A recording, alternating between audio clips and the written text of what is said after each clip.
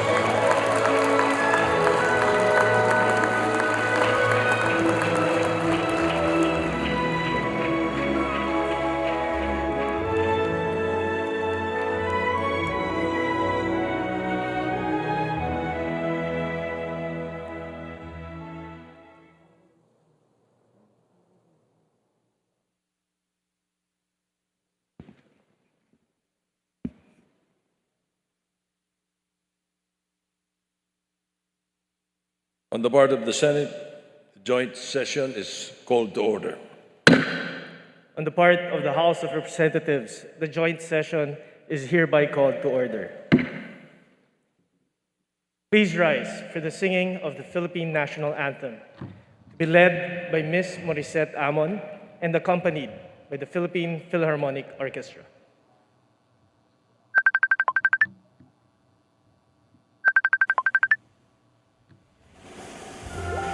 Magiliw, pelas ng silanganan, alab ng puso, sa dibdib mo'y buhay. Lupang hinirang, duyan ka ng magiting, sa manlulupig, di ka pasisiin. Sa dagat at bundok, sa simoy at sa langit mong bukal, may dilag ang tula at awit sa paglayang minamahal. Ang kisap ng watawat mo'y tagumpay na nagdidingding, ang bituin at araw niya kailan kamay di magdidilim. Lupa ng araw ng walhating pagsinta, buhay langit sa piling mo. Aming ligaya na magnay ng api, ang mamatay ng dahil sa'yo.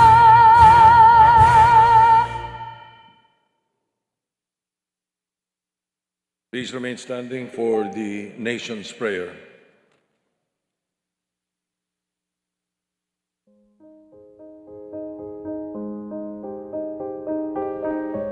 Ama naming makapangyarihan sa lahat, narito po kami upang magpasalamat sa lahat ng biyayang binibigay mo po sa amin, sa aming mayaman na kalikasan, mga kakayahan at tibay ng loob.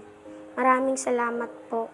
Basbasan mo po at gabayan ang aming mahal na inang bayan at ang aming mga leader na pangalagaan ang aming kinabukasan bilang susunod na henerasyon ng aming mahal na Pilipinas.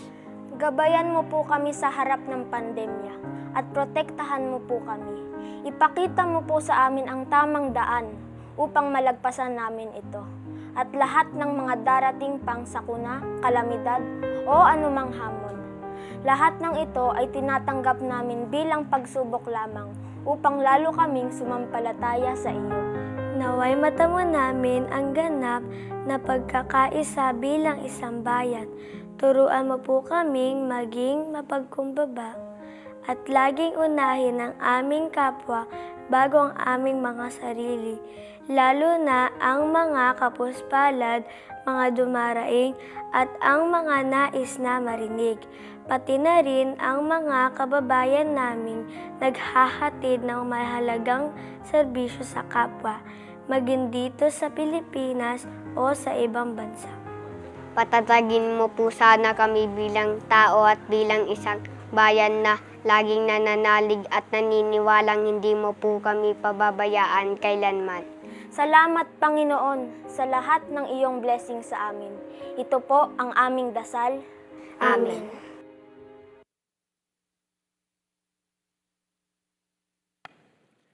Ladies and gentlemen, honorable members of Congress, the President of the Republic of the Philippines, President Rodrigo Roa Duterte.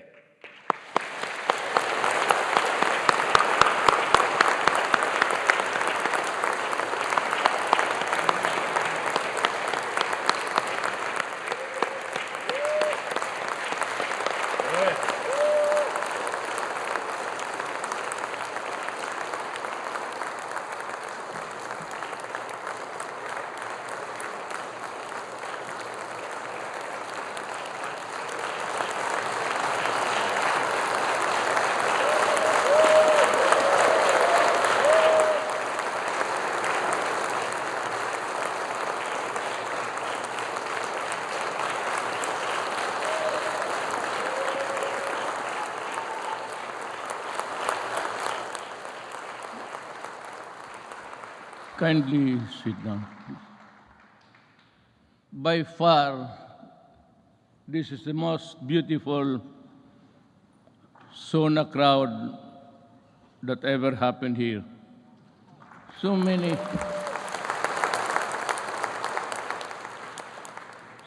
beautiful faces, and you only have to guess when you see the full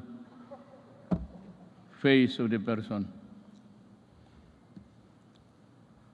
Senate President Vicente Soto III and the honorable members of the Senate, House Speaker Lord Alan J. Velasco, and the honorable members of the House of Representatives, Vice President Maria Leonor Robredo, former Presidents Fidel V. Ramos, Gloria Macapagal Arroyo, Joseph Ejercito Estrada, the Chief Justice Alexander Gismondo, and the Justices of the Supreme Court, Executive Secretary Salvador Medialdia, and the members of the Cabinet, Dean of the Diplomatic Corps, His Excellency Archbishop Charles John Brown, and the distinguished members of the Diplomatic Corps. My fellow government workers, and of course, to my lovely wife, Hanilet, mga mahal kong kababayan,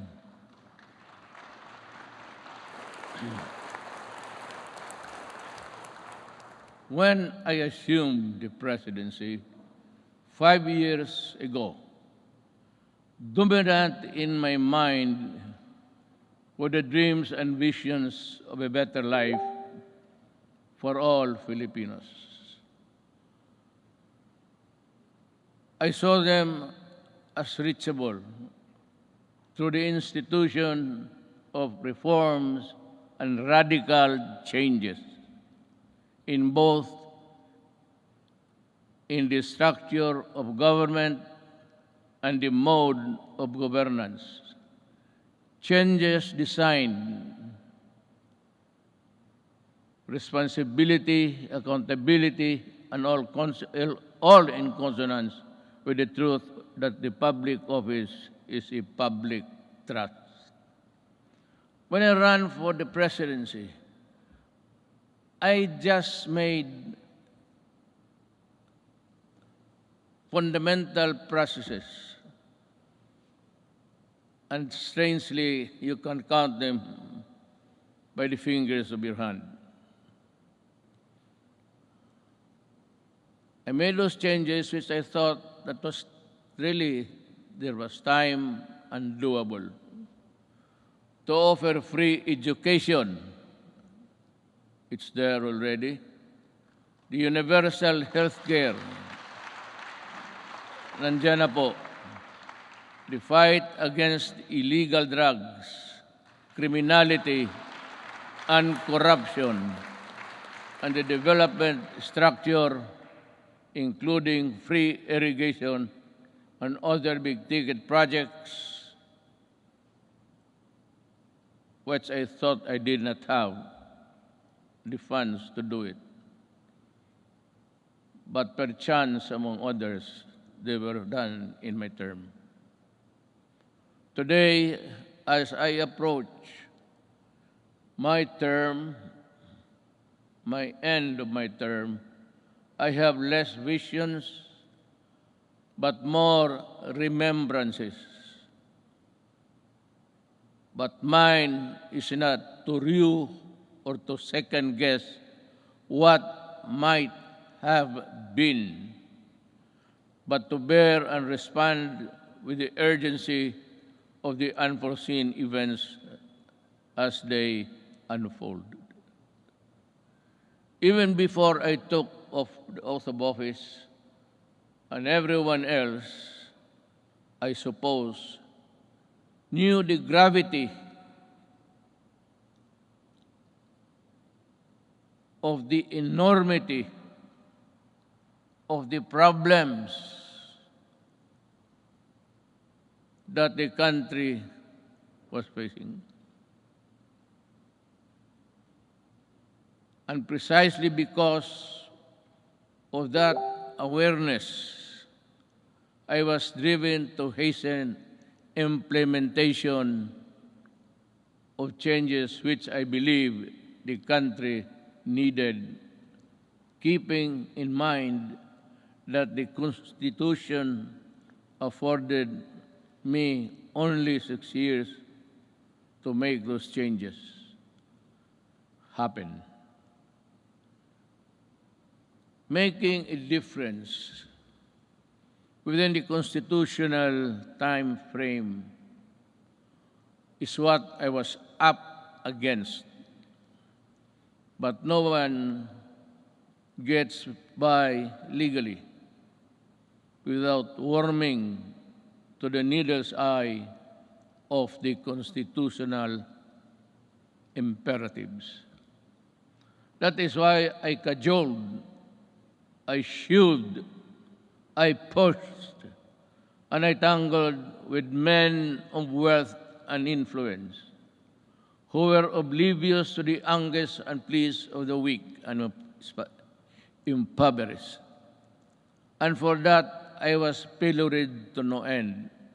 But I did not succumb to the attacks, and neither did I allow criticisms, however intense, dampen my determination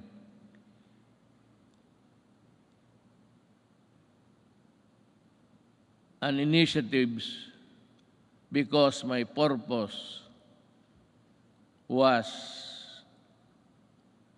pure and unpolluted.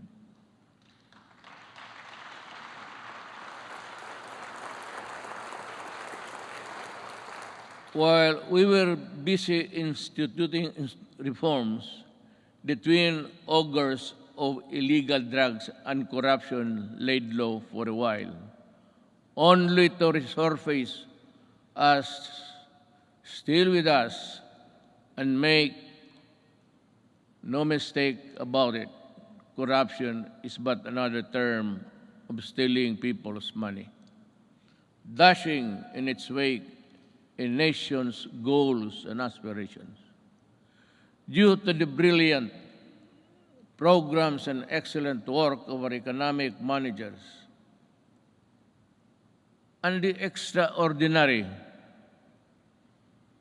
cooperation between the executive and legislative branches of government, our economy, with investor confidence, was poised to leapfrog from the company into the company of the world's fastest growing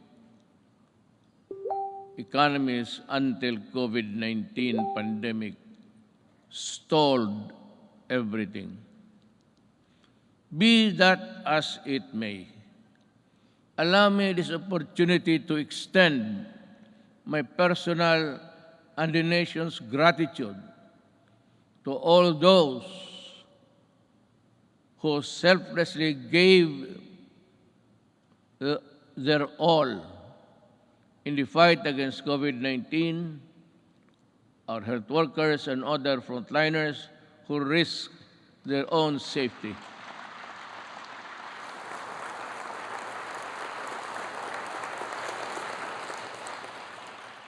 To keep our essential health services and our food supply chain running, boosting the economy, activity, and ensure peace and order in our communities. I would like also to extend my deepest appreciation for the generosity of the private sector who came to the government's aid in fighting COVID-19.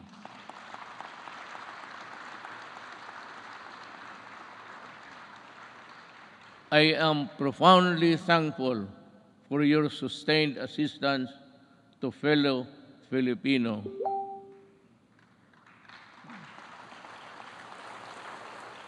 And amidst the same deleterious effect of the pandemic to our respective industries, let me assure you that the government is committed to assess the private sector to regain the commercial vibrance of the country prior to the pandemic.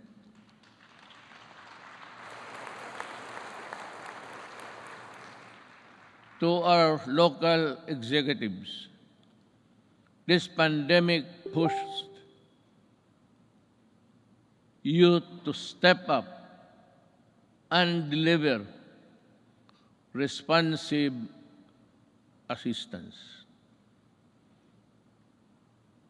I'm glad to have seen you undertake new and heightened responsibility, working doubly hard to protect your constituents.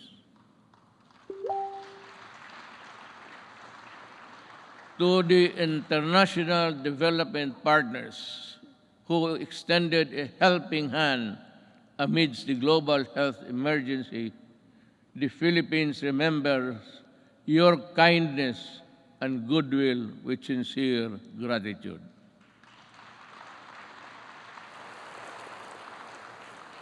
And to all of you who answered the call to protect one another by adhering to our nation's protocols, daghang salamat.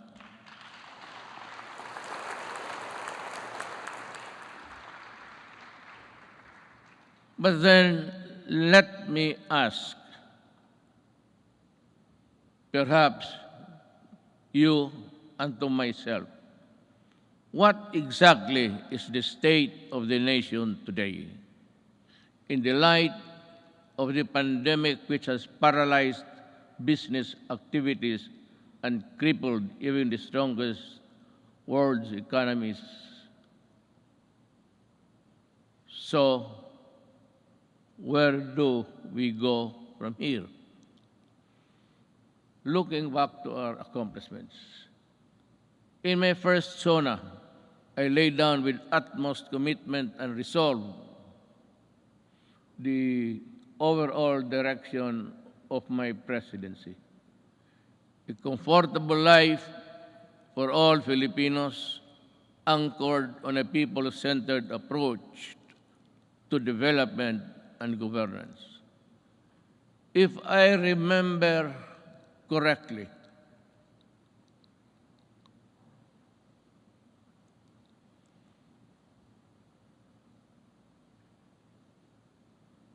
my administration, I said, will implement a human approach to development governance in our people's welfare in the areas of health, free education, adequate food and housing, environmental preservation, and respect for the culture. I bore no illusions that steering a nation towards a comfortable life for every Filipino would be easy. Indeed, the past 5 years have truly been challenging,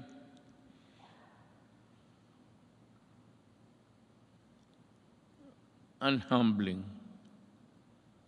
I stand here before you today bearing no conceit, but if there is one thing that I could be proud of, is that not once did I waver in doing the unpopular, even if it meant upholding the greatest good for the greatest number.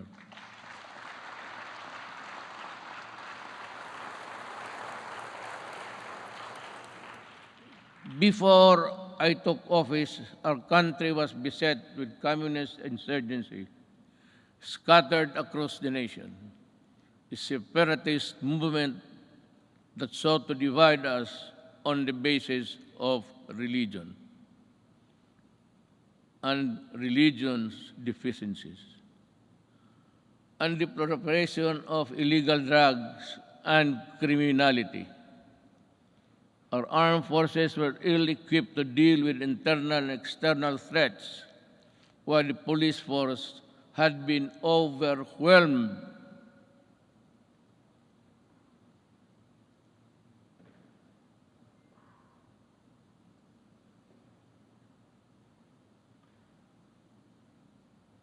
by criminality and the drug trade problem.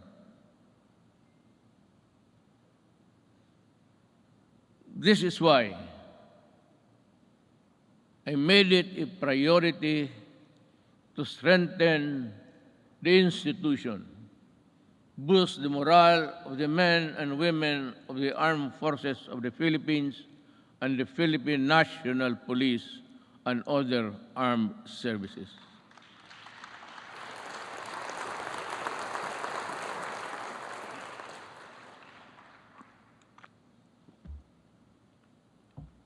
Again,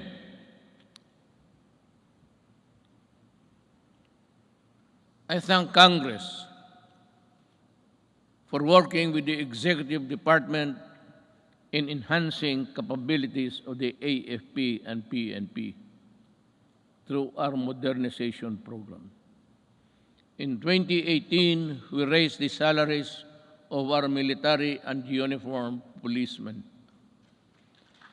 and personnel to a level commensurate to the critical role they play in upholding national security and maintaining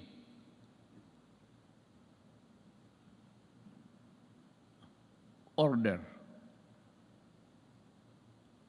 I am asking Congress to pass a unified system of separation, retirement, and pension of military and uniformed personnel to maintain government fiscal flexibility and provide adequate benefits and remuneration to our men and women in uniform. This shall apply only to the new entrants of the military and civil. Hindi ho lahat. It cannot be that we have to pay so many, even the salaries of the retired. They get a chunk of the big budget. And if we include the new entrants, the funds available for them would not be enough. It is also high time for us to pass a law providing free legal assistance to AFP and PNP officers, enlisted personnel,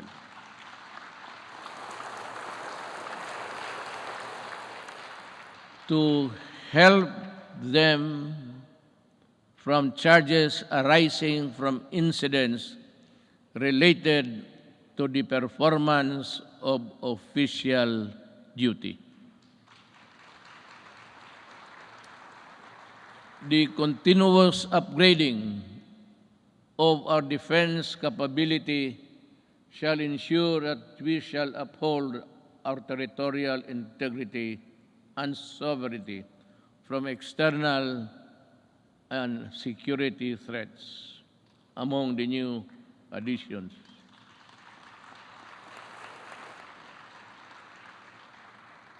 We welcome the country's 2 missile-capable warships to enable us to protect our seas by providing them with necessary equipment, by enhancing their professional capabilities, and looking after the families of the soldiers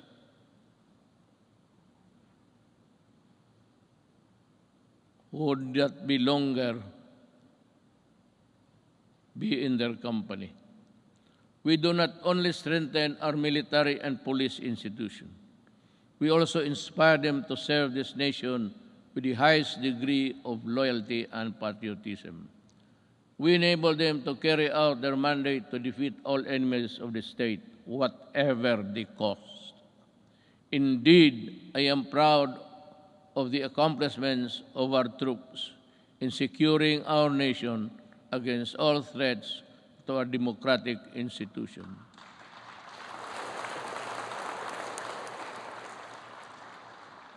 But peace must be realized.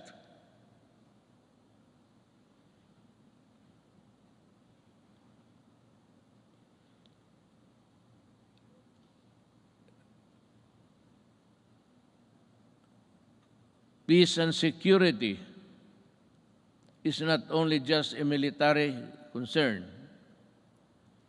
That is why we deviated from the traditional purely military approach in dealing with matters of national security. With the creation of the National Task Force to End Communist Armed Conflict, or NTF-LCAC, we have made great strides in addressing the root causes of this conflict by empowering our kababayans who have been used by the communists for many decades. In our continuing effort to build state of safe and conflict-resilient barangays, we have worked towards the sustainable rehabilitation and development of communities where the communists used to operate. Through the NTF-LCAC, we invested in farm-to-market roads, school buildings, water and sanitation, health stations, and livelihood. Alam mo, kasali na tayo dito lahat. Always, every law or every regulation must pass Congress, of course, to the President. But sometimes, in our,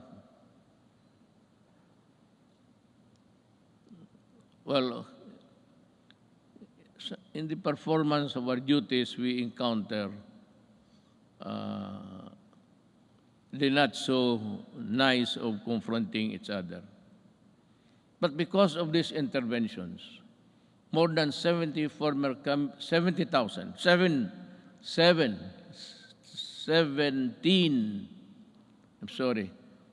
communist rebels have surrendered to government. They have returned to the folds of the law and are happily reintegrating programs or the local eclipse.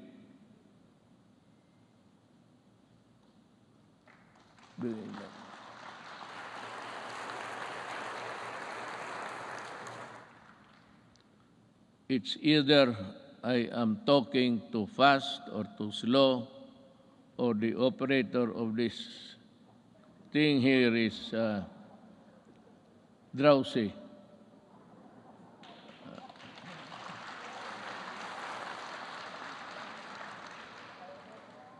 Maybe because I had so many ad-libs along the way. Marami akong akin lang. Kaya yung nahinto ako when I stop and I'm process something in my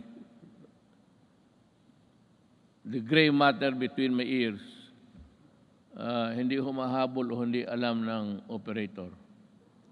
Hindi bale, ma'am, mahal pa rin kita.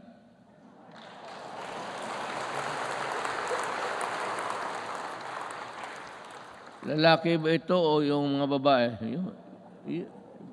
Kagabi yung mga babae, sila?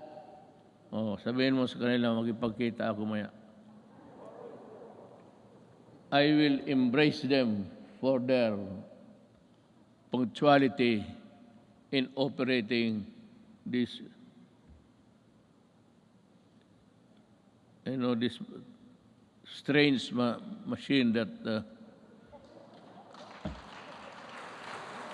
gives you the speech. With the support of our local government units, I am confident that support for the communist movement will continue to erode in the next few months. Unlike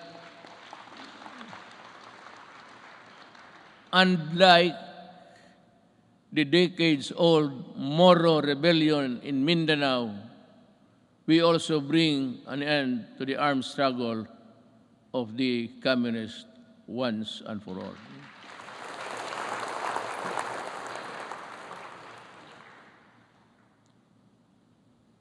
Sa totoo lang, itong komunista, college pa ako. Hanggang ngayon, ang mga sige pa rin. So, speech mo lang ito, kunwari lang, pero ang totoo, there's a lot of fighting going on in the countryside. But I'd like to credit the police and the military for destroying so many communist fronts. I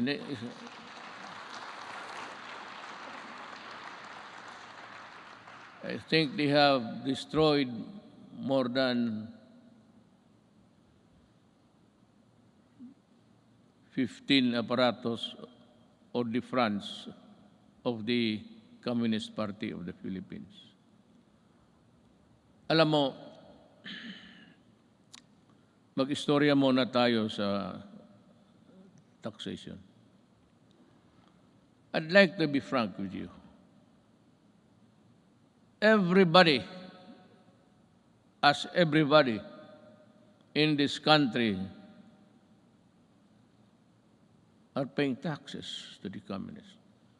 The Communist Party earns billions, but pass on a little to their fighting men who die for an ideology that is so rotten and corrupt. They themselves are pocketing the money, and their children are studying in Europe and in other places, which I think none of you here can finance such journey. Yan ang masakit dito. They collect taxes, support season in Netherlands, and they do nothing but bad-mouth government and war dogmas and everything. Hindi na sila nagpagod. It's about 53 years in the making. And until today, the poor people are dying. The cadres, and most of them belonging to the indigenous tribes of our country, are fighting a losing battle between the communists and the government. They waste lives, they enlist children, and they are proud of it, but they deny it. But when you go to the mountains, such as I and Senator go many times, even during the elections, they were there with so many arms that I think somebody, an idiot here in the Philippines, supplied the firearms. I'd like to ask Congress, especially Senator Bato, kindly dig on, because we have identified the person who imported the AK-47 into this country on the pretext of using it in the security, providing security and guards in business establishments, and for those who can afford their home. This policeman, I think, is still there. He was a colonel, and she is still walang nangyari. At maraming sundalong namatay dahil sa mga armas na pinasok nila dito sa Pilipinas. So that my orders to you, if you see them walking around, kindly shoot them dead. I would be happy. Anyway, you're already charged in the ICC together with me. So what is the problem of adding another one? Another idiot Filipino who has caused great damage to our country. Yan ho ang totoo dyan. At itong mga pulis, but let me go back in time. When I first said I will fight drugs in 6 months, I thought it was like in Davao.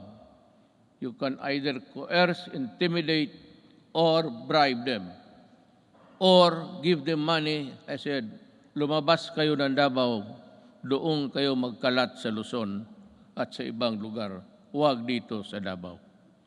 Naniniwala naman ang mga ulol at we were able to attain a sense of normalcy in the city.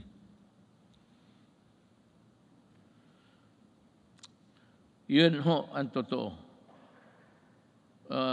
There are people charged with corruption and even going to prison for just maybe not telling the truth in their assets and liabilities. Nakukulong. Itong mga police were doing their thing, their drugs. They were the manufacturers and they were the distributor of drugs. When I became president, I asked De La Rosa, he was the chief of police of my city. I promoted him direct to being PNP chief. 4-star na kaagad, automatic. But I told him, and the others, look for the enemies. Look for where they are. And if you find them, destroy the apparatus, destroy all, from the manufacturers to the peddlers, because we are fighting a drug war that was being participated in the business by 9 generals of the PNP. Kaya yan ang sakit sa loob ko. I did not know that I was fighting my own government. Customs and everyone else were facilitating the importation of drugs. And one importation, as you can see it every night on TV, the police now sees about almost $1 billion worth of drugs every day. And if you look at the 888, there are about 1,000 Filipinos arrested every day by the police in connection with drug trafficking. And that is why I go crazy looking at the situation. They are still around. We do not have the laboratories now because nawala na sila. At itong naiwan ngayon are doing the importation. The citizens of another country cook their shabu in their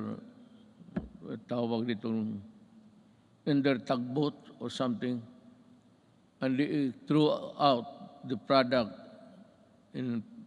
contained in the plastic bags and with GPS attached to the contraband so that the importers here could find them easily. That is how we are fighting, almost losing a battle against drugs.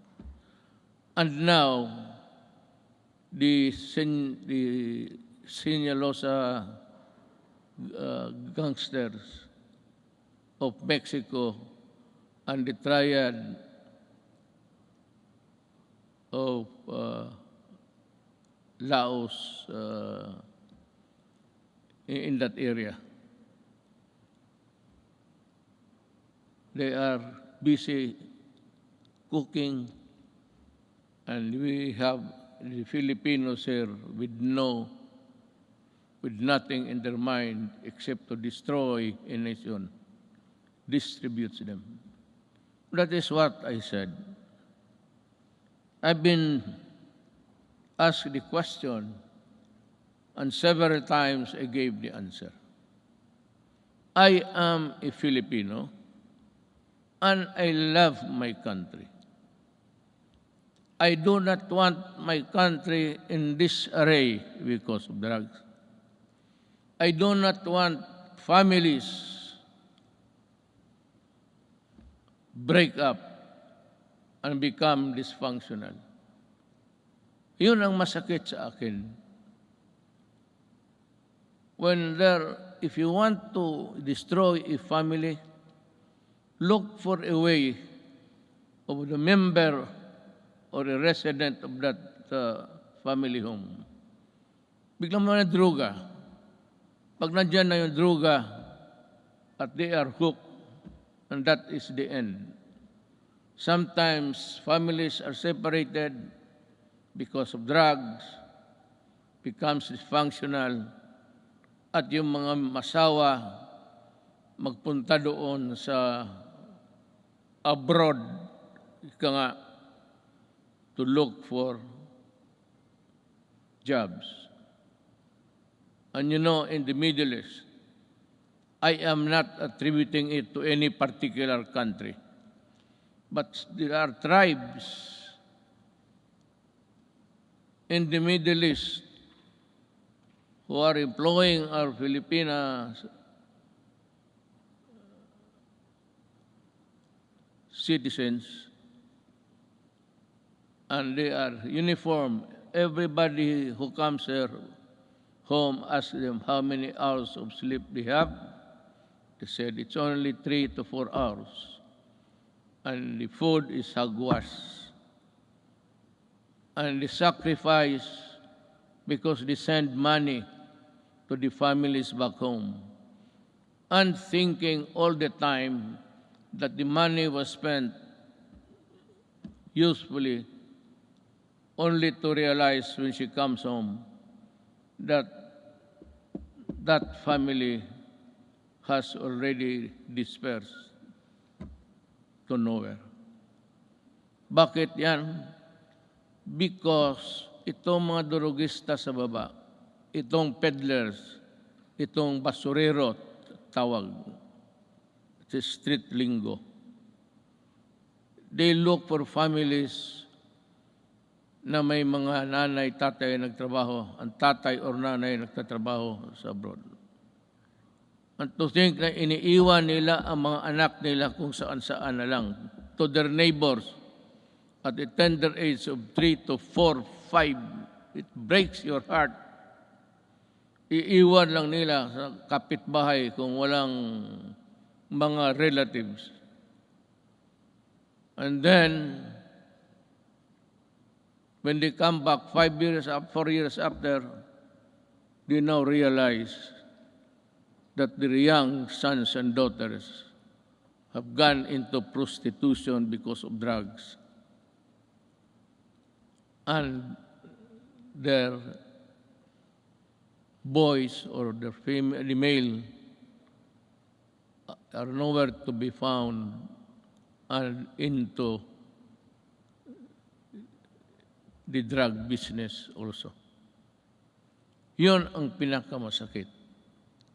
Masakit sa akin na ang Pilipina pumunta doon para magtrabaho because sexual abuse in some tribes in the Middle East have this notion that if you are a slave or you are a paid person working for them, sexual abuse becomes part of the territory. Kaya dyan ako pumuputok at nakakita ko yung mga pamilya na sira. And to think that they labored without sleep, eating, I said, garbage, and not being allowed to go to their own church to pray, well, that is prohibited by them. And we have been, just because of their money that they get, we just look the other way around, but still being, bothered every night and day, what will happen to the next succeeding group of.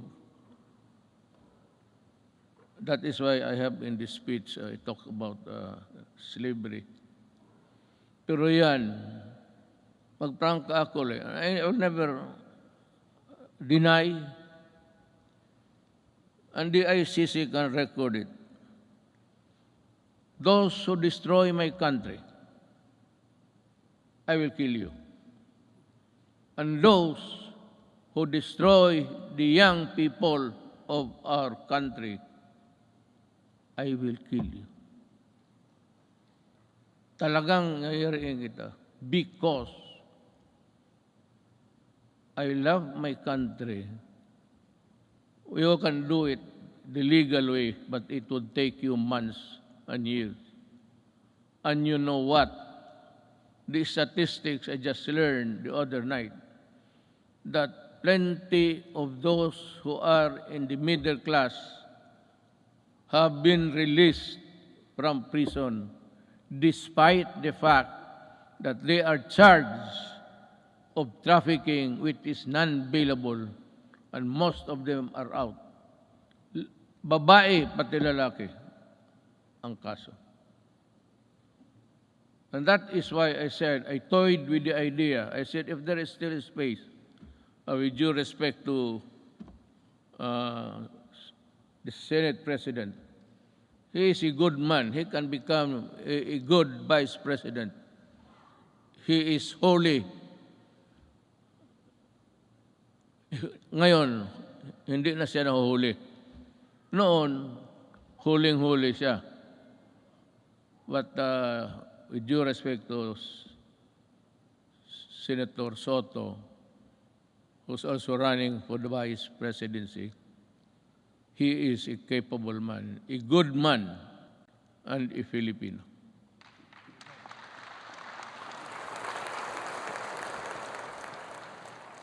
Sige ako tingin sa harap na dito para sa likod ko.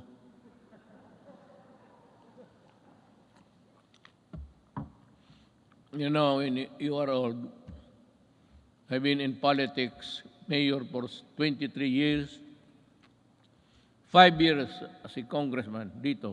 I work here. And 4 years working as vice mayor for my daughter, Sarah. And the presidency. I have been in politics almost 23 plus 4, plus 4. Almost 40. Kaya hindi ko na malaman ang seat arrangement dito. Hindi ko alam na noon pa ang mga Senate President pati. Butit na lang hindi ko sinali si Velasco. Baka hindi na ako makabalik doon maya. Bale, diretso na ako uwi. I have said many times before, the bloodshed caused by the separatist movement in Mindanao is all about correcting the historical injustice suffered by the Moro people. Since the period of colonialization, with the help of Congress, we were able to pass the organic law for the Bangsamoro Autonomous Region in Muslim Mindanao.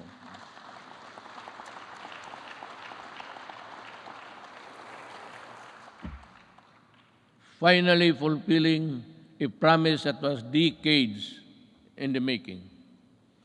Our victory in Marawi is also a testament to how the Filipinos' patriotism is far stronger than any extremist group.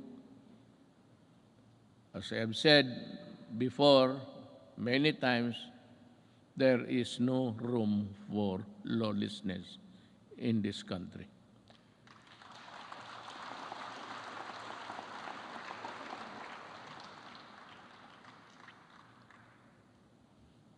Rebuilding a better Marawi remains today still not completed. To Task Force Bangon Marawi, we need to race against time, and you have to finish the necessary work for to rehabilitate the war-torn city and bring back its families back home. Now, let me talk again about the drugs. I was just ahead because I was talking something else. Nag-segue ako.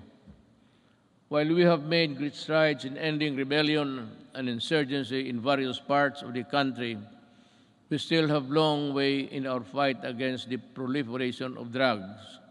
This problem has hounded our country for several decades, destroying families and degrading the moral fiber of our society. When I assumed office, I committed to end this problem at the soonest possible time. We launched an unprecedented war against illegal drugs and to destroy their apparatus. That permitted every level and sector of society. We waged war on the manufacturers, the financiers, the suppliers, the peddlers, and the entire syndicates, and more importantly, their protectors in government. We have rescued and reformed drug dependence because of their idiotic sense of decency. While interventions and building facilities not only for the rehabilitation, but also to prepare them to reintegrate into society. Our unyielding campaign led to the surrender of millions of drug dependents and neutralization, capture, and prosecution of thousands of drug personalities. The dismantling of illegal drugs and syndicates and the drug laboratories, the extensive drug communities down to the barangay level, and the cutting of narco politics. You know, allow me a little bit of your time. Wala naman siguro kayong lakad ngayon. Unless na, no, you want to, unless you have this appointment with, I'm sure hindi babae yan. That would be a sexist statement. Kung nagmamadali talaga, halos tumatakbo, babae yan. Kung naglalakad lang na natural, medyo less important yan. Ganon yan. Pero dito wala. I'm not making any success. I'm just saying the truth. What is the truth? It's there for all to see. Let me talk about our quest for infrastructure development.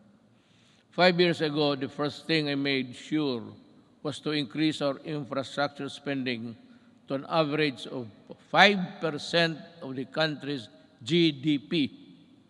This is significantly higher than infrastructure spending of each and past 4 administrations. Thanks to the comprehensive tax reform program that enabled us to fund critical infrastructure projects, today we can see the tangible results all around. MRT-3, with its frequent breakdowns and unloading of passengers mid-rail, was a horror. That was for the daily commuters to endure in the past. Now, MRT-3 no longer unloads passengers but to their destinations. The waiting time between trains had been significantly reduced to 10 trains running at only 30 kilometers per hour before. Now MRT runs 23 trains at 60 kilometers per hour. We have taken away the misery of public commuting. We also pursue the completion of the LRT to East Extension Project by extending Line 2 and adding 2 more stations. We have reduced travel time between Manila and Antipolo from the usual 2 to 3 hours to only just 40 minutes. Thanks to our partnership with the private sector, we are able to open Stage 3 of the Metro Manila Skyway in January this year. This decongested EDSA and other major roads in Metro Manila. On Independence Day last month, we also inaugurated the Kalayaan Bridge, part of the BGC Ortigas Centerlink project, which will reduce the usual 1-hour travel time between the 2 business districts in just 12 minutes. Beyond Metro Manila, we are pursuing several high-impact projects that will be completed within my term and perhaps in the following years. It's a question of money. Just this July, we inspected the newly built passenger terminal building of the Clark International Airport. The new and modern passenger terminal is equipped with the latest state-of-the-art technology. This can accommodate 8 million passengers, alleviate air traffic congestion at the Naya Airport, as well as serve a major growth driver and gateway to northern and central Luzon.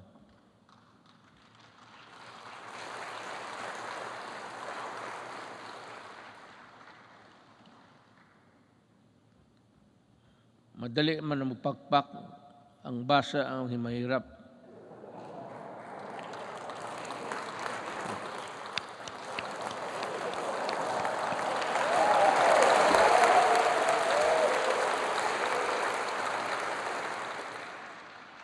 To help promote equitable development, we also completed several roads leading to important trade corridors.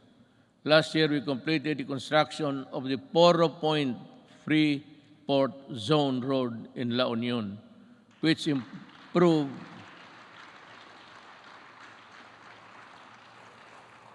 Nakita na ninyo yan? Wala. Sige lang, pakpak. You don't even have a picture of what I'm talking about, I'm sure. To improve access to prime spots for investment tourism in the Poro Point area.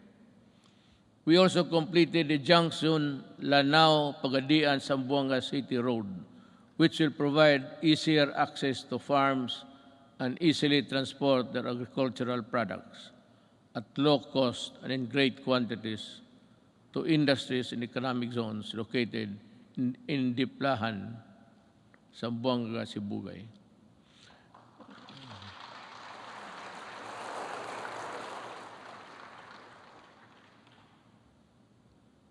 The Sorsogon City in Bicol,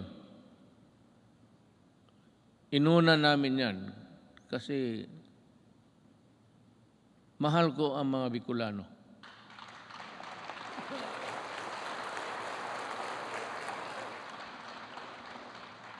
Pangangatawan ninyo yung pakpak ninyo, ha?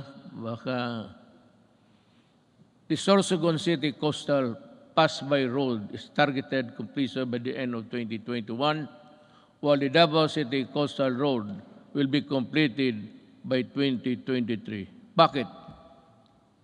Why? Why is Davao last?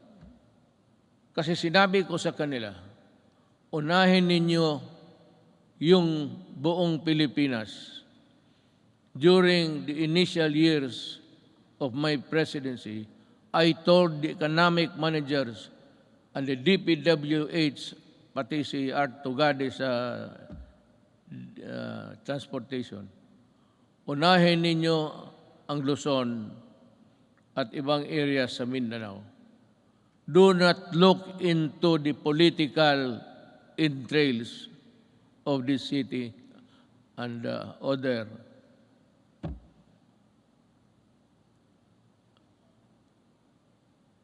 provinces. Sinadya ko talaga na ipanghuli ang Davao. Kaya for the Davaoenos, you must understand that we cannot really unahin natin yung, kasi taga dyan ako eh. Kung hindi ako sigurado taga Davao, tapos na yan, pareho ng iba. Kaya lang sinabi ko, make Davao the last priority. At, totoo yan. Sorsogon is a little politics, but that's the territory of our Vice President, Lene Robredo. Are you here, ma'am?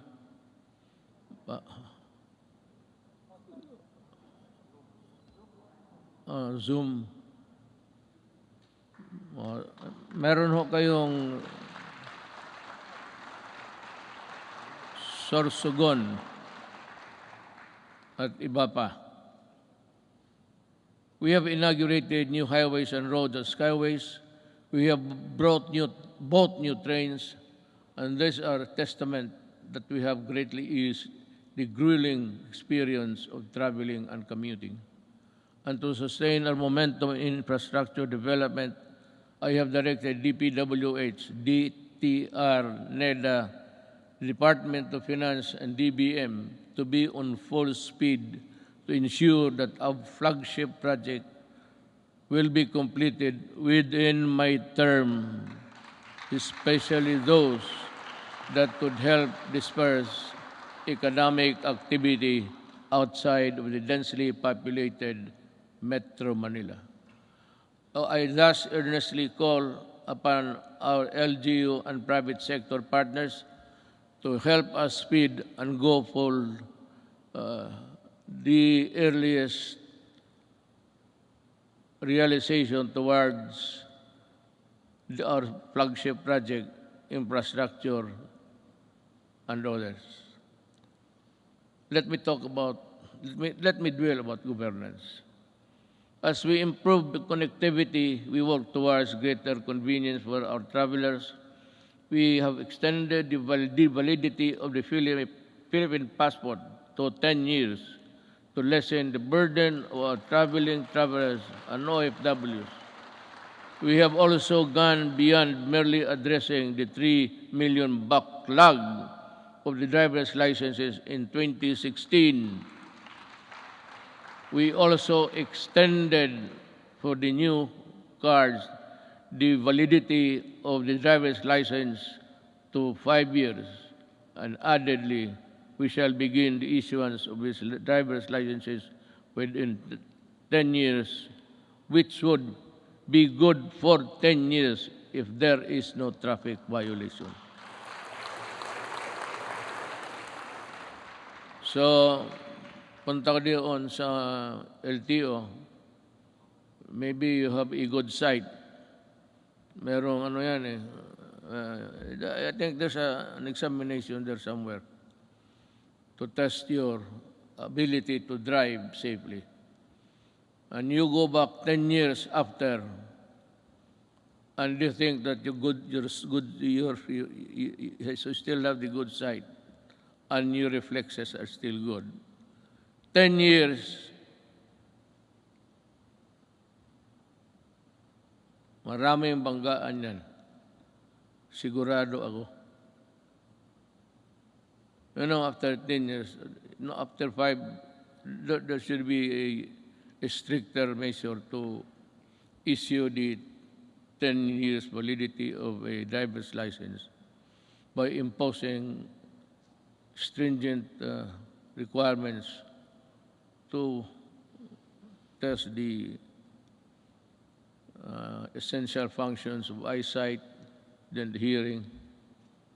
Yung iba, hindi na nakakarinig ng serbato eh. And so,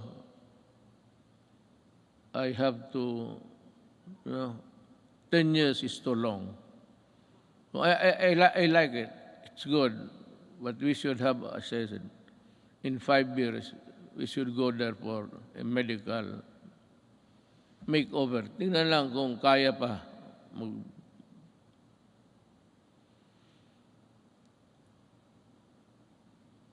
Not only did we extend the validity of the licenses and passports, we also sought to make long lines a thing of the past. By streamlining government processes, these efforts are embodied in the Ease of Doing Business Act, which Congress passed on 2018. Thank you, Congress.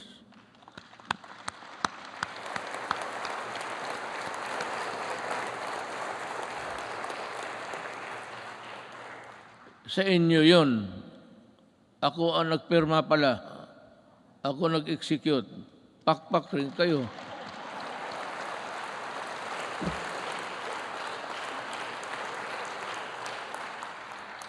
Dapat ganun ang SONA. Sabihin mo lahat. At sabihin mo na your, not really your qualms, but your misgivings somewhere there.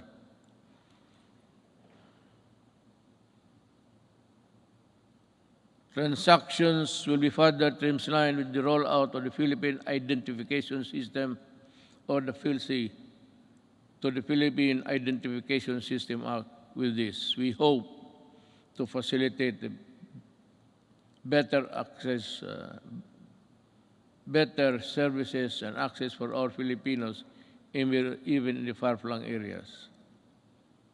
I want to say something about this, but I'm taking too long, We also ensured the modification of the salary schedule for civilian government personnel through the salary standardization Law 5.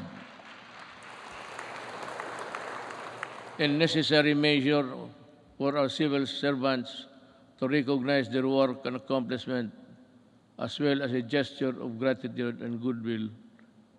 We have this legacy, and we hope to pass on this establishment of central business portal, single site, and for all business-related transactions, such as securing business permits, licenses, and clearances, and launched earlier this year.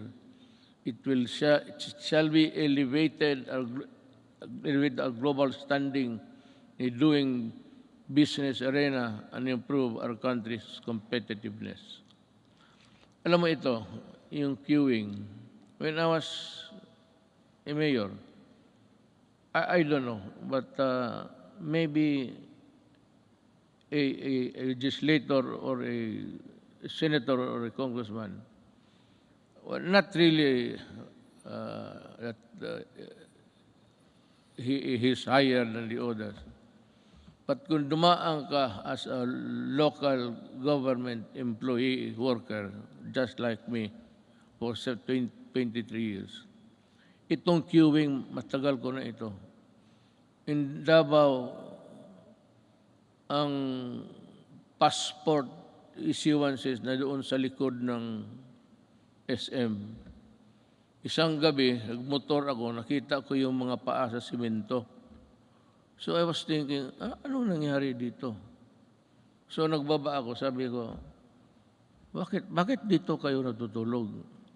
Sabi nila, you know, Mayor, ang pagbukas niyan, kailangan nakapila na kami. Pag hindi, sunod, ibang araw na naman kami. So, I called for the chief of office. When I said, look, I may not be the person above you supervising, but make sure that this thing will not happen tomorrow. As in tomorrow. Tapos tinawagan ko ang itong sabi ko, why don't you give cards? Kung marami sila paglinya, may maglakad na martial, o ito, ikaw bukas, at 4 p.m. So you have to study the time and motion of people doing work. Sabi ko, ayaw ko dito sa Davao. Because Davao, Mindanao, nasa Davao ang ang issuances ng passport. So ngayon, pagka-presidente ko, sabi ko, ayaw ko nang makita yan. Not during my time. Not during my time. Maghanap ka ng ibang panahon. Ayusin ninyo yan. I do not want people queuing under the heat of the sun and rain. Kaya, sabi ko, di magbigay kayo ng card. They should go to one window, magkuha kayo kung kailan sila makabalik. So divide, I said, study your time and the motion of, the process of. And dito nangyari na because I insisted. Today, there is no more queuing, especially in the National Office, Statistics Office. Nakita ko. Talagang, sabi ko na, either you fix the thing or I will resign tomorrow because I could not bear to see those people. Hindi sa panahon ko. Kung hindi ko madala, hindi ko man kayo mapatay, hindi ko kayo mabugbog. Ako ang alis sa gobyerno. Sabi ko, ayusin ninyo yan. Hindi ko gustong makita yan. Since 2016, the Office of the President has issued 138 executive orders, 43 administrative orders, 86 memorandum circulars, 52 memorandum orders, and 1,038 proclamations. These issuances have been integral guideposts government administration and development agenda. The Office of the President has demonstrated careful stewardship of the power by initiating reforms. We upgraded and improved the system and processes to ensure that it can provide the best service to the institution of the presidency and the offices under it, ultimately to the Filipino people. To further promote transparency and accountability in government, we also issued the Order of the Freedom of Information and opens the records of transaction decision issuances of all government agencies. In relation to this, we have also Presidential Anti-Corrupt Commission that is tasked to run after corrupt and erring government officials and bring them to justice. Alam mo, I don't know if you perhaps have come to know about this. I have yung pastillas sa airport. There were 43 personnel involved. I fired them all. Talagang binaalis ko sa gobyerno. Nagbalot mga ako ng pera sa pastillas. Sabi ko magbalot ka, lagyan mo ng pera. Kaya ito ang ipakain ko sa kanila. Tinawag ko, 43 of them from the immigration. Mabutit na lang, nandyan si Justice Secretary Guevara. So, that prevented me from doing it because kung hindi siya dumating, and I never expected him to be there, bigyan ko isa't isa yung papel at ipakain ko talaga yung pera sa kanila. Gusto mo ng pera, kainin mo. That is the best way of... Then you fire them. Customs 73 plus 42, and every day you have we have dismissed about 200 government personnel. But some I did not allow the publication because may mga pamilya So of late, yung sabi nila na wag na lang kasi nasasaktan yung mga... So ngayon, wala na. I have stopped it. But there is no saying that we cannot reimpose it again for all of these idiots. I still have about a year to go. I will reach you somehow. But corruption is endemic in government. You cannot stop corruption. Nobody can stop corruption unless you overturn government completely. If I were the next president, if you think that there's really a need for you to change everybody in the system, then you declare martial law and fire everybody and allow the new generation to come in to work for government. Kung hindi mo ganunin, walang mangyari. Nandyan, it's in the system. Kagaya ng drugs. Sino ba naman maniwala na 9 generals sa police were into trafficking of drugs? And because they are policemen, the charges simply just, disappeared. Because the prosecution, the investigation, which form part of the vital documents in court, nobody was investigating because they are also policemen. Kaya yan kahirap ang Kaya gusto mo, itong mga to, talagang the only way to do it, just call them and say, look for another job. Don't.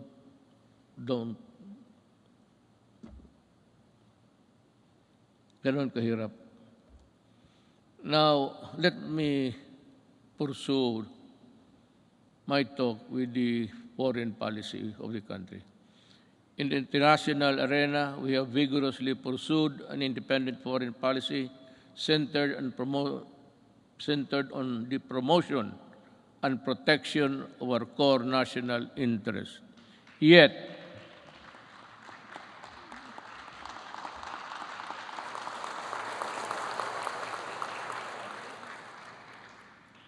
sigurado kayo sa pinakpakan ninyo? I was just laying the predicate of what I'm going to say. Yet, we continue. I will just give the cue, then you clap your hands. Yet biro lang yan, ha? Yet we continue to work with all nations and seek partnerships that work, because despite differences, it is an independent world where interests and objectives intersect. Now, partners heretofore silent for equivocal reasons have expressed their principled positions that echo our own, that disputes and contested areas, the majesty of the law must prevail, and this is most welcome.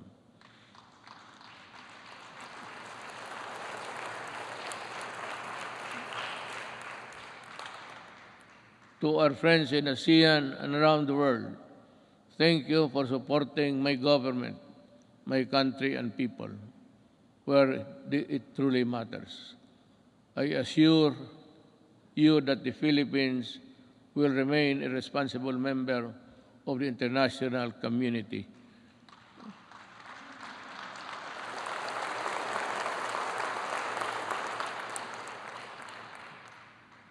And we will work with you to achieve our shared objectives. But make no mistake, rather. Gone are the days when the Philippines decides and acts in the shadows of the great powers. We will assert what is rightfully ours and fight for what is rightfully due to the Filipino people.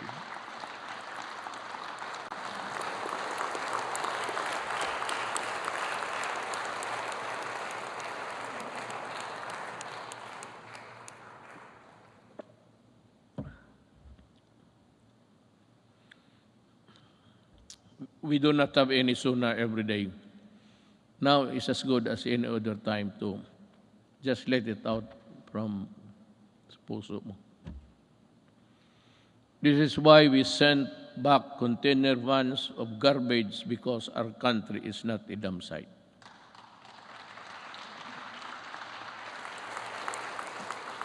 And the first country to do that, hindi ko alam kung bakit, ang Canada. And the container was there for 3 years because hindi alam ng port authorities kung anong gawain nila sa garbage. And I said, isauli mo. I want it done tomorrow. Those containers must be out of our country.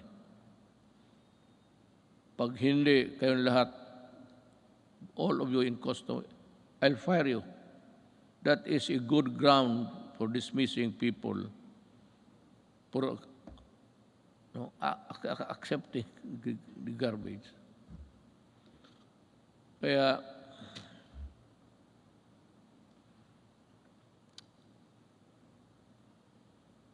may isa pa. Pero let you in this story. The Balingiga bell. We welcome back the bells of Balingiga after many decades because a historic wrong needed to be corrected.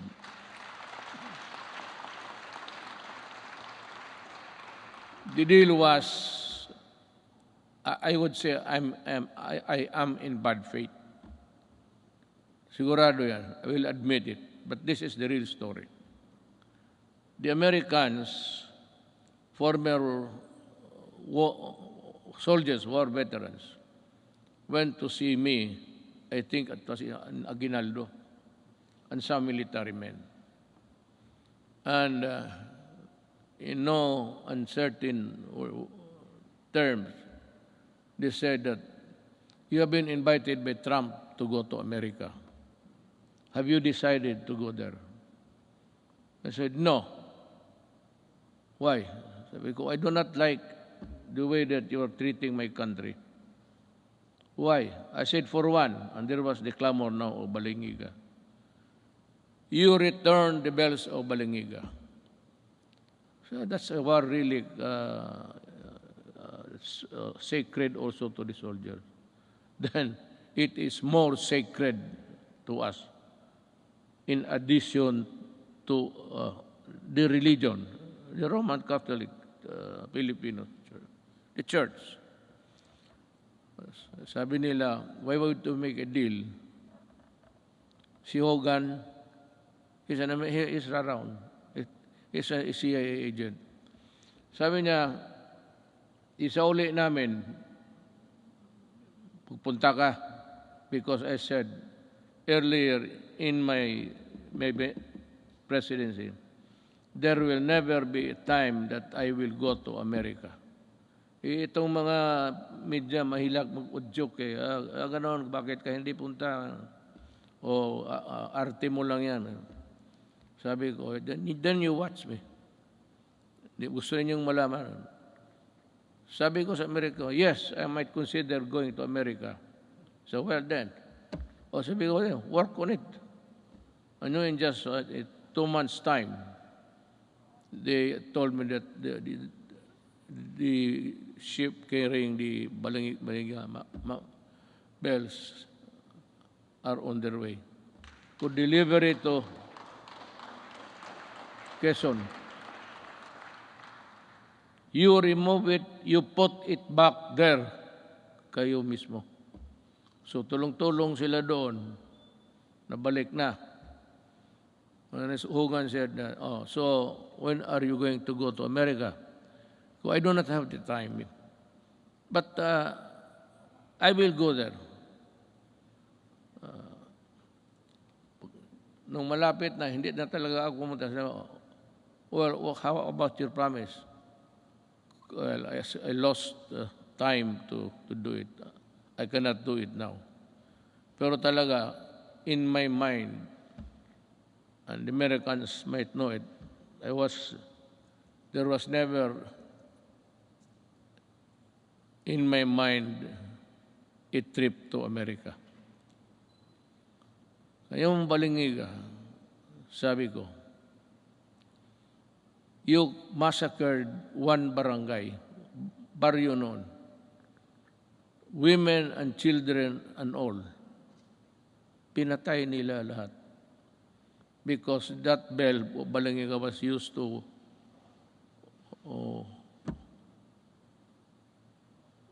call the people for prayers, ganon. Sa simbahan yun eh. So yung ginawa nila, every time it is used, the Americans knew that it has a great significance to the Filipinos, the Balingiga. After the massacre of one barangay, how many at the time we would never know. But it was said, isang baryo. No barangay ngayon, baryo noon yan eh. Barrio is an American word. The barrio. They also call the small places in Mexico barrio. The Americans borrowed it from the Spaniards, barrio. So sabi ko, you really got it at the expense of the blood of Filipinos. Do not hurry me up. If I go to America, it will be in my own time. Pero actually, wala ako. I have not been to America for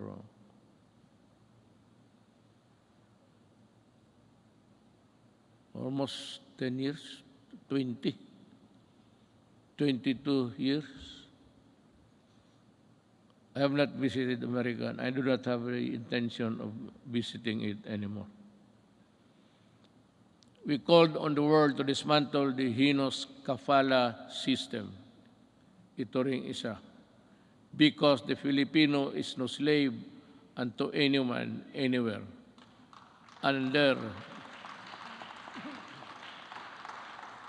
there is no room for modern-day slavery. We helped start a new global civil rights movement for the migrant worker. and we asserted the arbitration ruling on the South China Sea clearly and in no uncertain terms, bilaterally, and the ASEAN, and finally at the United Nations General Assembly. And let me talk about that. I said in the September of last year, the arbitral award is now part of the international law and beyond compromise and beyond the reach of the passing governments to dilute, to diminish, or abandon.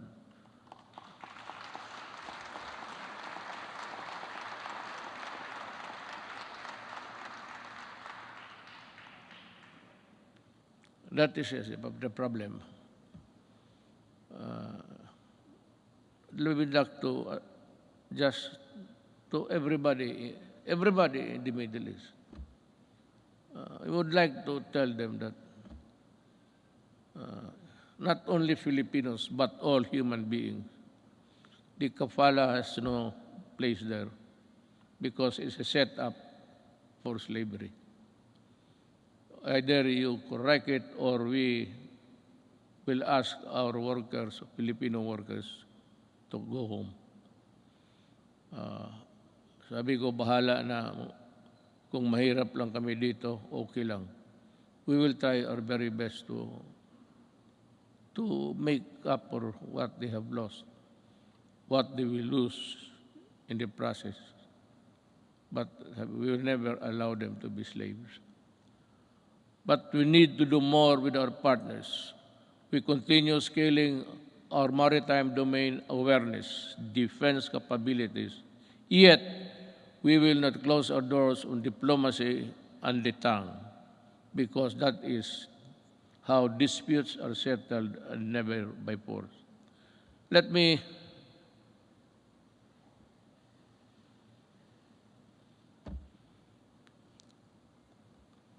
alam mo, I respect the opinion. You should be aware by now of how I talk, especially on matters of crucial matters that involves the country. Ito bang arbitral ruling? I've said it I think in the later part of the speech. I said that what's your problem in the arbitral ruling? America and some Filipinos, brilliant Filipinos, I would say, keep on pushing for something which I really do not know. I have made a speech before the UN. Nakasump lang rin, nandito lang ako. Hindi ako pumunta doon. But in that speech, I laid down the bare, sabi ko, ng ating administrasyon. Ano pa ang gusto ninyo? What will I do with a document that is not bind China because they were never a part of that arbitration? There was really no arbitration at all because it was only the Philippine side was served. Well and good. But ito ngayon, that there is the arbitral ruling, you know, I do not want to insult these people pushing me for something more than what I can handle. At anong gusto nila makipagira? Do something. What do something? Do you want war against China? Well, I'll tell you, even on the coast beach of Palawan, before you can take off, the missile of China would be there in about 5 or 10 minutes. It would be a massacre if I go and fight a war now. We are not yet a competent and able enemy of the other side. So what I did was I was just being nice to them. But for some people to say that I was helped by China in being president, these idiots, really. I will never do that. Hindi na bali ako, hindi ma-presidente, hindi talaga gagawin yan. To be, what? Receiving money from China to buy votes? They say that they help. Maybe in some Chinese communities, the gossip going around was that support Duterte. But the whole of the Chinese community in the Philippines went for me. Why? Kasi sa Davao nung mayor ako, ni minsan hindi ako tumatanggap baski Christmas gift. Dito dito sa Maynila, presidente ako ngayon. Maraming nagpadala ng baril, kung ano dyan, gobset. Sabi ko, isauli mo yan. Yung mga relo, itong aking relo, it's IWC. This is only 300,000. But the patik that has come way me, sinauli ko talaga, return it. O pag hindi, itapon mo sa Pasig sa harapan nila. Hindi ako tinulungan ng China. Nag-usap kami ng China civilly, but after election. And after election, I was a good friend of presidency. Until now, when the pandemic struck, the first country I called for help was China. President Xi, sabi ko, President, we have no vaccination program here because we do not have the vaccines. We have not been able to invent one. We might have a hard time. He said, no, it's okay, we'll send you. And he sent us, I donated about 1,500,000 of vaccines. Ganon, kaya sabi ko, ako, lalo na kami mga Bisaya, mabigat sa amin yan, for us Visayans, yung utang na loob, mabigat talaga yan. Hindi mo mabayaran ng pero pag may utang na loob ako sa iyo, you can be sure that I will be your friend, a true friend, and die for you. Pero ito, China mag-die, bakit ako magpakamatay dyan? Yung sundalo ko, ubusin ko. How can we fight China? Do we have the weapons? Do we have the everything? Now comes America. They say that if the attack is against the Philippines, they will defend. But they issued a statement that America does not meddle in conflicts involving the boundaries of other nations. And if America has to go to war, you would have to go to Congress to get, American Congress to get that authority to go to war. That is why many presidents, hindi na lang, it was just not an error, a mistake, a malicious mistake. No president has ever been punished for attacking nations, getting into a fight with nothing. And if they come here, well, ang problema kasi nandito na yung balingiga, sa uli na lang natin, uli. Maybe I'll just return and pag ito it's no big deal to hear to bells. Ring it until you die. Fulfilling my promise to our coconut farmers and the Filipino people, my administration has worked with Congress to pass the Coconut Farmers and Industry Trust Fund Act.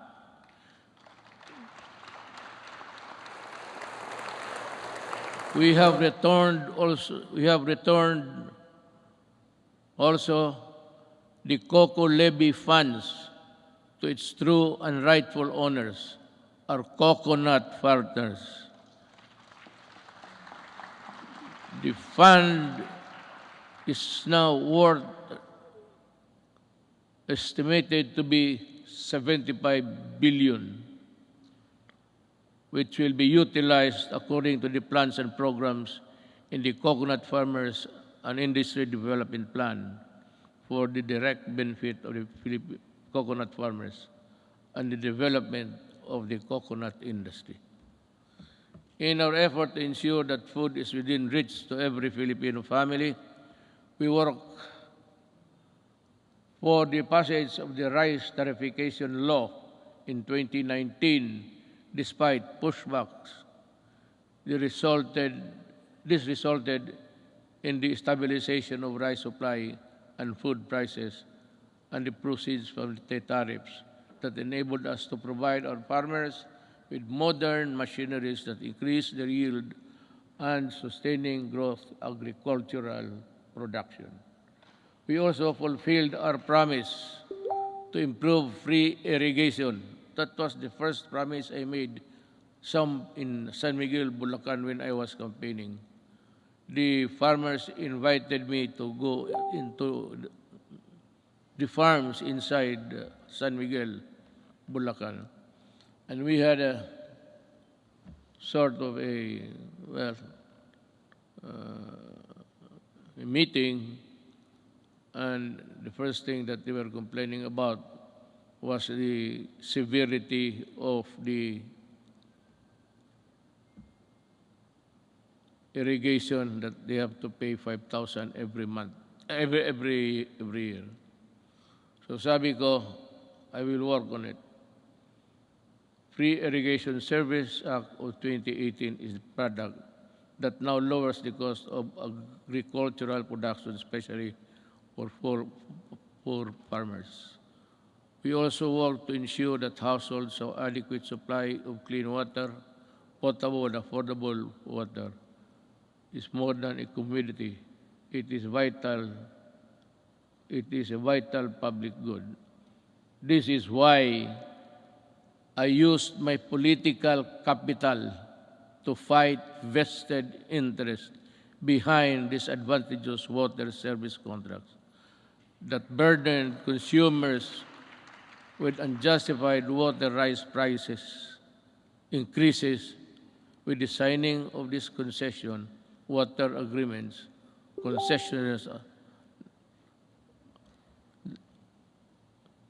Consumers will be protected at least until 2037.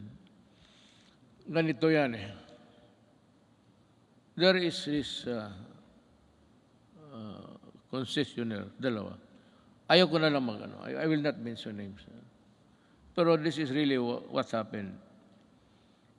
Ang dalawang concessionaires, one in the south and the other one is north.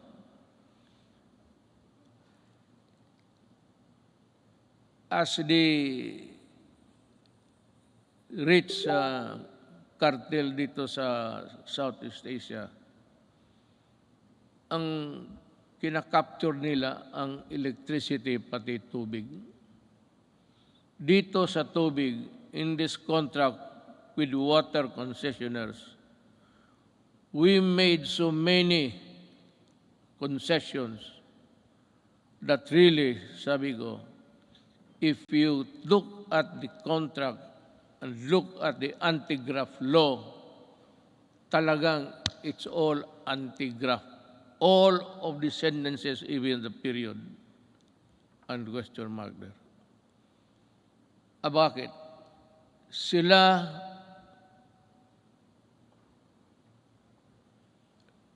walang problema sa tax because the people, consumers, will pay the taxes for them. Sila kung malugi, sabi na, hindi nila kasalanan, and we can think of it through not of their own fault, sabi doon, bayaran natin sila malugi. We pay for the tax corporation nila. At sila ang mag-decide kung i-increase nila o i-decrease nila ang water prices. The regulators, itong mga regulators sa Pilipinas, walang magawa and they acceded to the contract. It was really, I do not know how to put it. Kaya ako nag-pardon, di ba nagmura ako? Sabi ko, biro mo kung malugi sila, babayaran pa natin.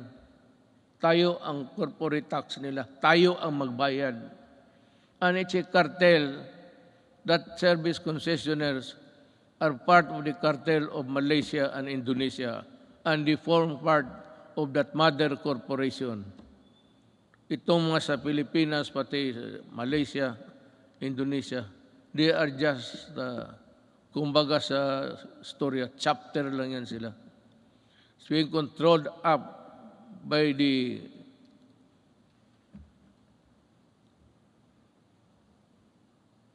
kaya sabi ko, wala ito. I told them, I told Dominguez, tell them that I am no longer honoring the contract.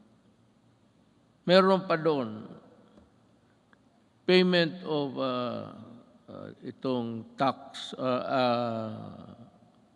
water treatment plant to be constructed in the Harrison Plaza site. Yun ang pinirmahan natin. So, 1997 up to the present, or up to the month that I blew my top, nagbabayad, ewan ko kung ngayon nagbabayad, there's a, sa water bills ninyo, for enhancement of quality water. Ang ibig sabihin, water treatment. And they were collecting since 1997. So until now, how much of the Filipinos' money are with them for nothing, not even for a song?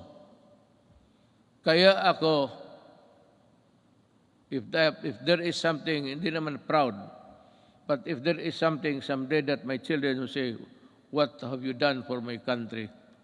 Sabihin ko, sila. Talagang inupakan ko sila.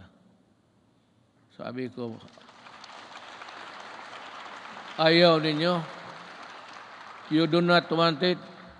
Well, okay. I will just confiscate your system and call the military to operate it. I will exercise the eminent domain and expropriate all of your assets here. Kasi gagawin ko.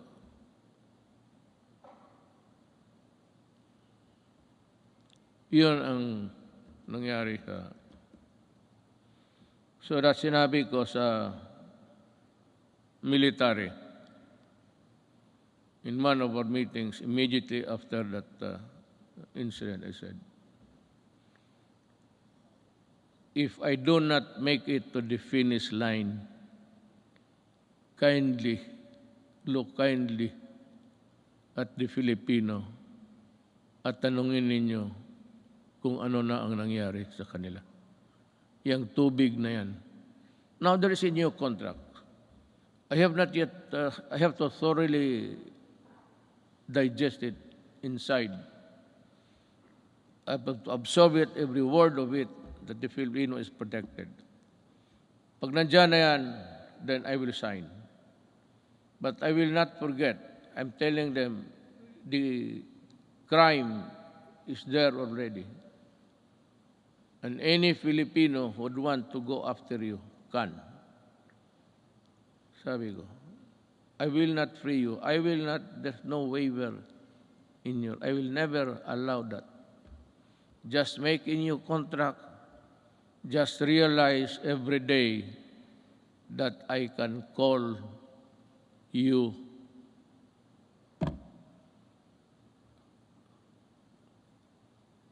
itong frequency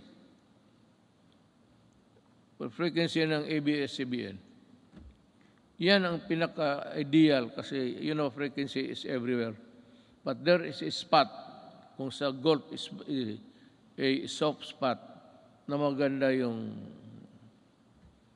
Wala akong problema sa ABS-CBN. They got my money. I'm not for that. They wanted to return it when the case blew up. But they printed all the garbage, including my daughter as a drug trafficker. Nilamon ko na lang lahat yun.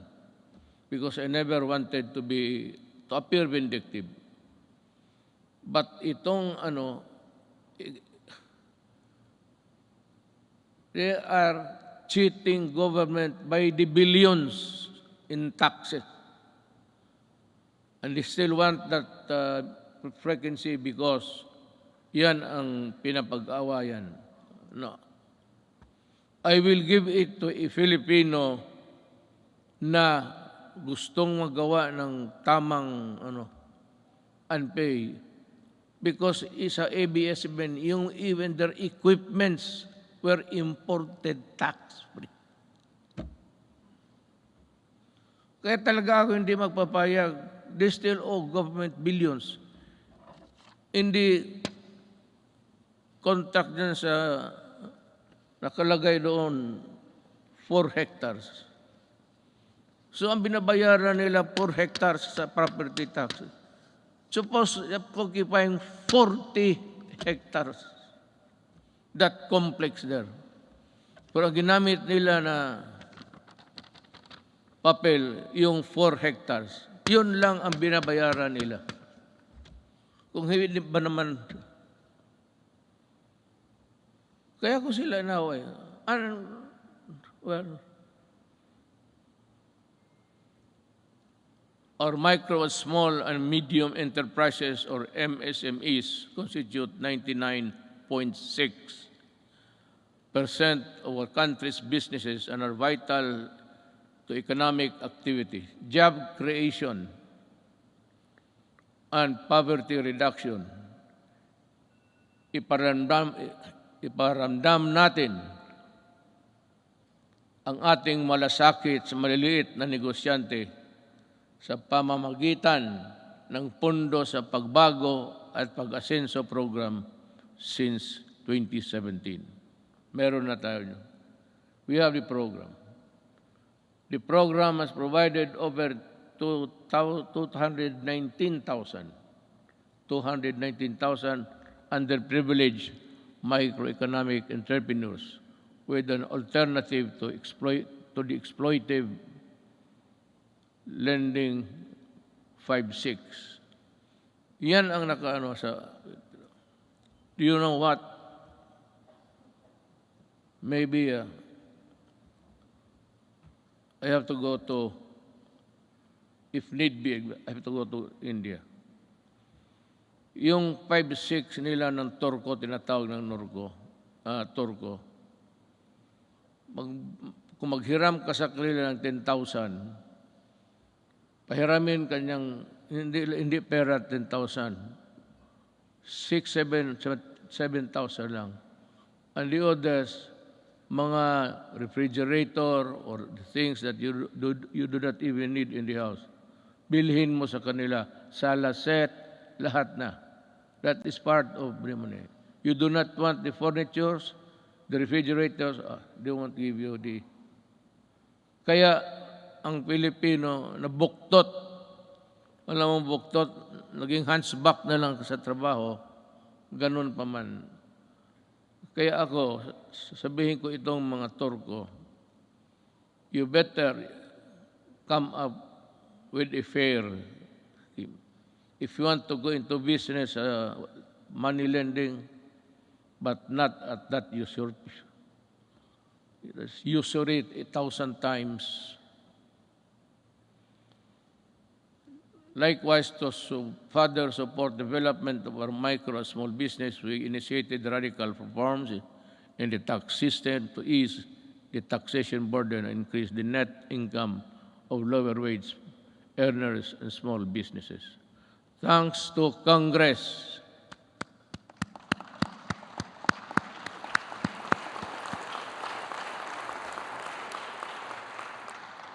Yan, hindi pa ninyo alam, ha? Sabi ko lang, thanks to Congress and our revenue-generating agencies, our tax reform sustained our economic growth from the third quarter of 2016 to the fourth quarter of 2019, which made the Philippines one of the fastest-growing economies in Asia until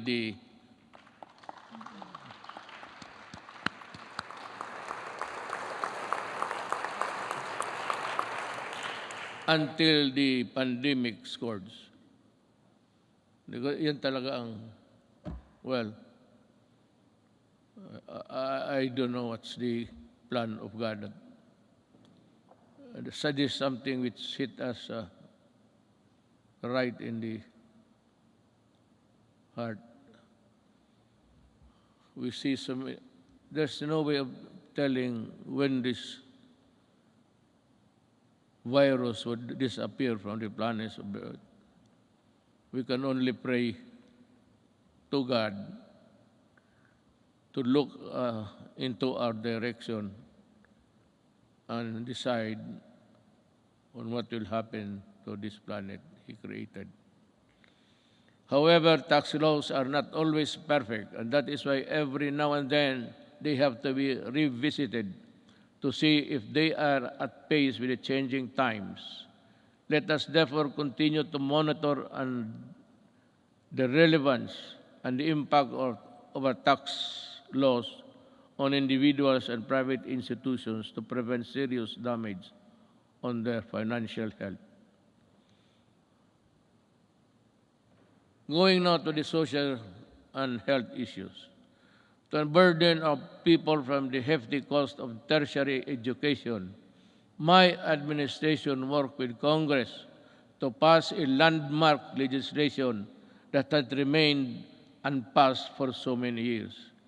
The Universal Access or Tertiary Education Act in 2017, which provides free education to college students and state universities. Thank you, Congress.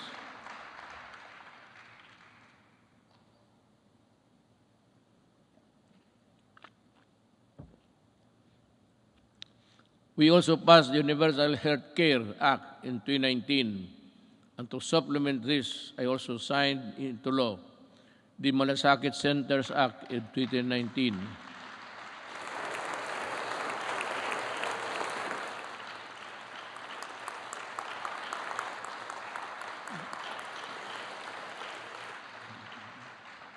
Kasi ganito yan eh. Pag ang pobreng Pilipino na sa ospital, magpunta pa siya doon sa kung saan makahingi ng tulong. So, ang ginawa, just like in Davao, ginawa namin, yung lahat na kailangan, yung internal revenue kung nandyan, business permit, dyan na lang sa isang lugar, medisina, kunin nila. Dyan mismo sa ospital. Hindi na sila maglakad-lakad. And to me, that is one of the most, let me find the right word, a poignant act of Congress and of the Executive Department.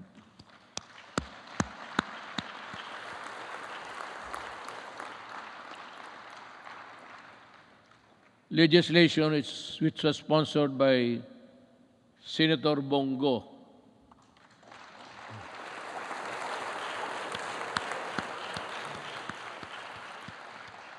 If you feel like standing up, you can,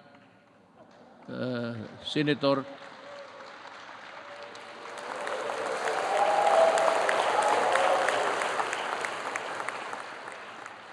masikat ka pa sa guest speaker.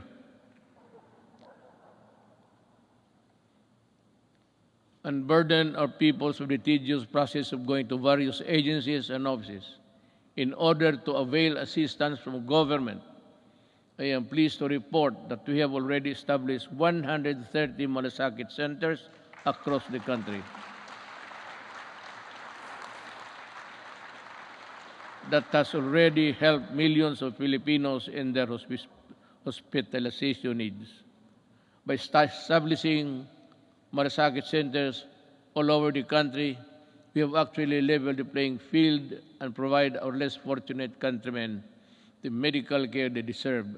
We will be establishing more, God willing, if we are still around.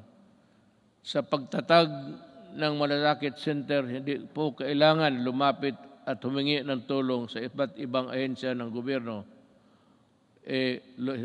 Ang gobyerno na ang lumalapit sa tao.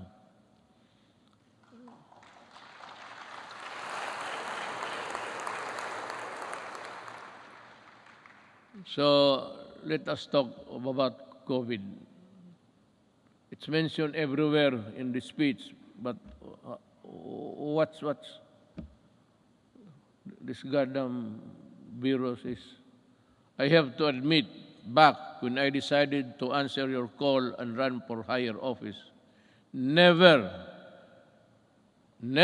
did I imagine that my presidency would not only be judged by how I made good in my campaign promises in fighting illegal drugs, criminality, corruption, but how well I led our nation during the global pandemic.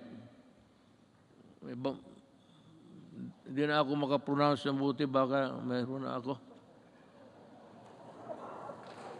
May ambulansya ba dyan? Mukhang iba na ang... I cannot pronounce the words. I hope this is not a symptomatic. Prior to the pandemic, we recorded our lowest debt to GDP ratio since 1986, the highest revenue effort since 1997, the highest credit rating in the country's history, yung sa bangko. Because if your rating is high, it's easy to borrow at maliit lang ang interest. That is the dynamics of a rating by Fitch and Poor, mga ganon. So, and the lowest rates of unemployment and underemployment and poverty, well, it's still there. It is beyond dispute that our economic governance fundamentals were robust when COVID-19 hit us. I am sure that much can be said about the way we took on the daunting challenge of preserving lives while sustaining our momentum towards the developmental, dito na lang ako,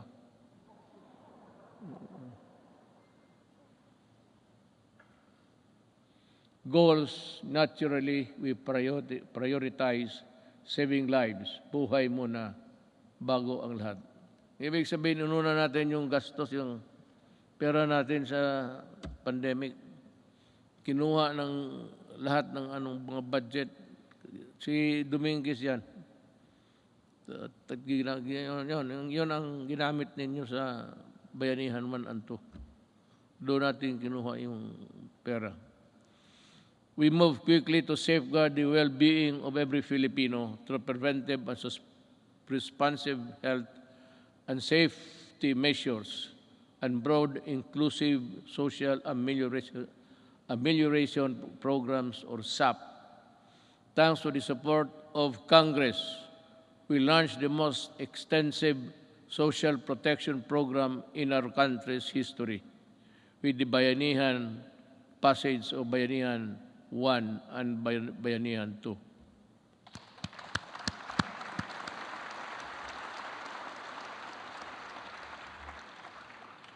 Indeed, our national health system and the resilience which were tested to the health, countless lessons we learned and continuously improvements put in place. Kahit anong crisis ay kaya malampasan kung tunay na may malasakit at bayanihan. I agree. At the early stages of the pandemic, our testing capacity was very limited. Recognizing the importance of conducting more tests to ensure early detection and timely isolation of confirmed COVID-19 cases, we ramped up our testing capacity. We now have more than 260 accredited laboratories nationwide, which is still capable of conducting at least 50,000 tests daily. All regions now can conduct their own COVID-19 tests. To take care of mild and asymptomatic cases, we established over 9,000 temporary treatment and monitoring facilities across the country, with a total bed capacity of more than 140,000. Together with the local government and the private sector, we quickly established mega quarantine facilities that could accommodate more cases. Modular hospitals and quarantine facilities have also been established nationwide, especially in Metro Manila. For our severe COVID cases, our tireless health workers will continue to ensure that you are provided with the best care around the clock based on the latest development global best practices.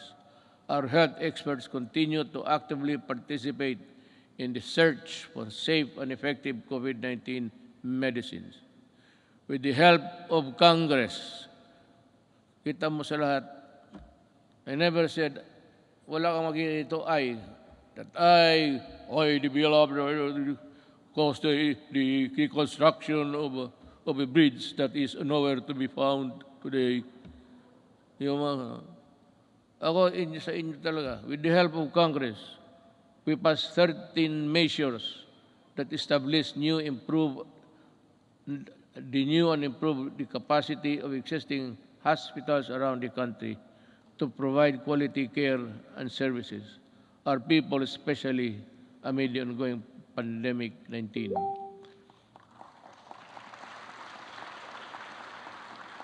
This includes establishing new medical facilities in Mandaluyong City, Bacolod, and Davao Occidental, increasing bed capacities to existing health facilities.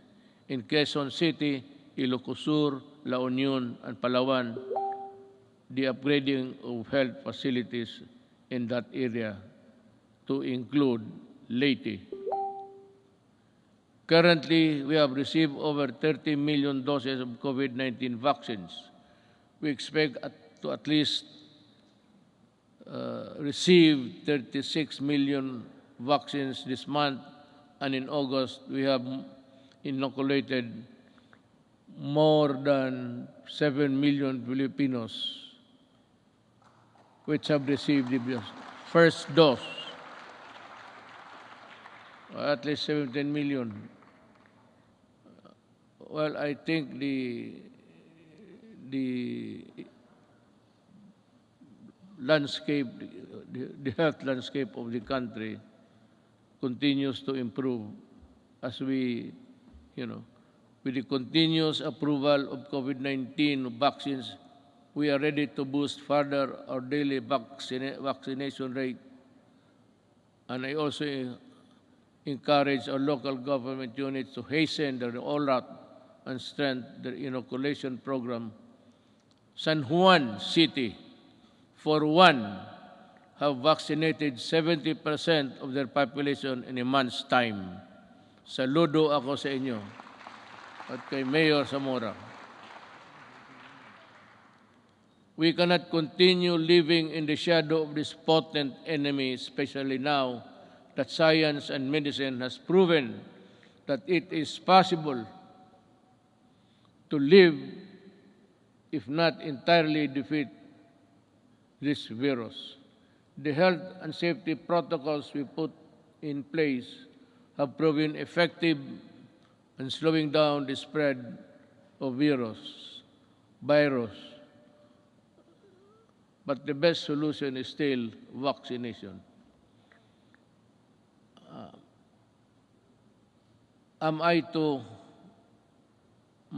mataas na ba? Kasi kung mataas na, putulin na lang ninyo itong gumagalaw dito para sabihin ko, wala naman akong mabasa. Pag matagal na, those who want to go home, raise your right hands.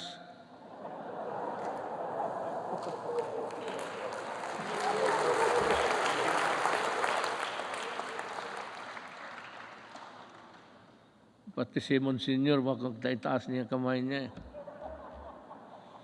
That is why I implore our countrymen who are now in the list of sectors to be inoculated to get vaccinated now. And to those who received their first doses, please return for your second shot. I also ask for patience for those who are next in line to receive vaccine.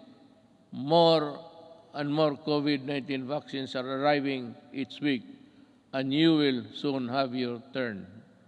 Corollary to this, it is high time that clear and precise uniform protocol and guidelines are issued in anticipation of the vaccination of more Filipinos and the steady reopening of our society. You know, pagpasensya ninyo ako, I beg your kind indulgence. But I have to talk about something which would affect us all. It seems that this government is too far away from the people. Yung serbisyo talaga na totoo. Nung isang araw nakita ko, I don't have to know what place was that. Ang mga tao nakapila. And they said that they were there at 4 o'clock. Lumalakas yung ulan, sa payong lang sila. So nanonood ako sa report because I listen to the report every morning. Makukuha mo sa mga radio station yan. So I was having breakfast. I was listening to their TV. At nakita ko yung mga tao nakapila doon, malakas ang ulan. Sabi ko,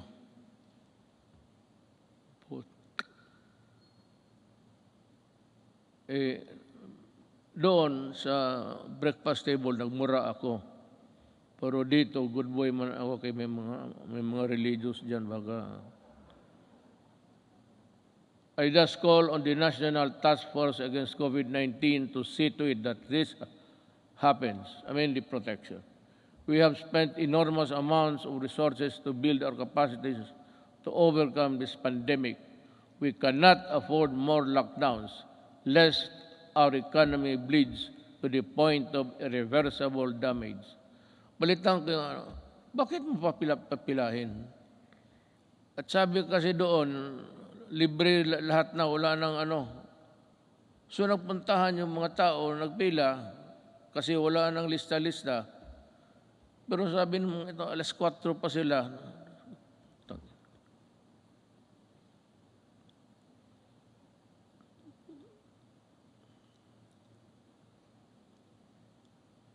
Hindi lang ako pwedeng alam mo sa totoo lang, hindi naman ako nagyayabang. I'm just an ordinary Filipino citizen. Just like you, I get hurt when people are nearly almost brutalized. Bakit hindi ka magkuha? It's rain time. Malakas ang monsoon, southwest monsoon, dumadaan talaga sa Pilipinas. Gamitin mo utak mo. You should look for a gym. At bigyan mo lahat ng tao ng number. Hanggang dito lang po. Hanggang dito lang tayo. Balik kayo. Itong bukas, from 15 to 20, kayo na naman bukas. Bigyan mo lang card. Prepare a card where you can, the marshal will go around the queuing na, bakit mo, hindi ko maintindihan, this media, hindi ko maintindihan, bakit gawain mo yan sa Pilipino? Yan ang tinatanong ko. Why do you have to do it to the Filipino? You can always, maghanap ka ng, there's always a gymnasium. Mga eskwelahan, walang klase ngayon. Bakit hindi mo gamitin doon? Bakit kung magkahanap ng isang tarantado?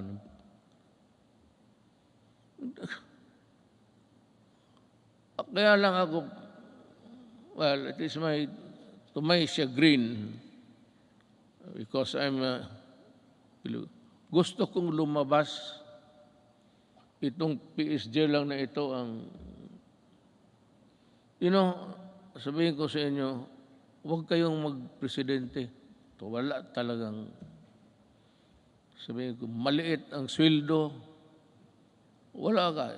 If you're not there really for mag-corrupt ka dyan, well, it would make you a billionaire overnight. But kung magtrabaho ka lang ng ganito, ako presidente, gusto kong lumabas doon, sabihin ko, hoy, mga, bakit ganito to? Bakit ganon kayo ka-stupido?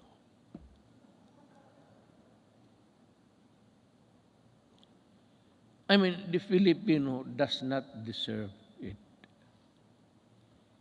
Even if they are not paying taxes. Because the theory of government is that all money belongs to the people. And the money is there. It belongs to all of us. And it should be used for public good. But what is the use of public good if you are not good and stupid? So, ganun ang mangyayari sa Pilipino. I'm just letting off my... Kasi kung hindi lang talaga bawal, itong PSG, hindi ako pinapalabas. Magsabi ko, magpunta ako na, sir, hindi pwede yan, hindi pwede.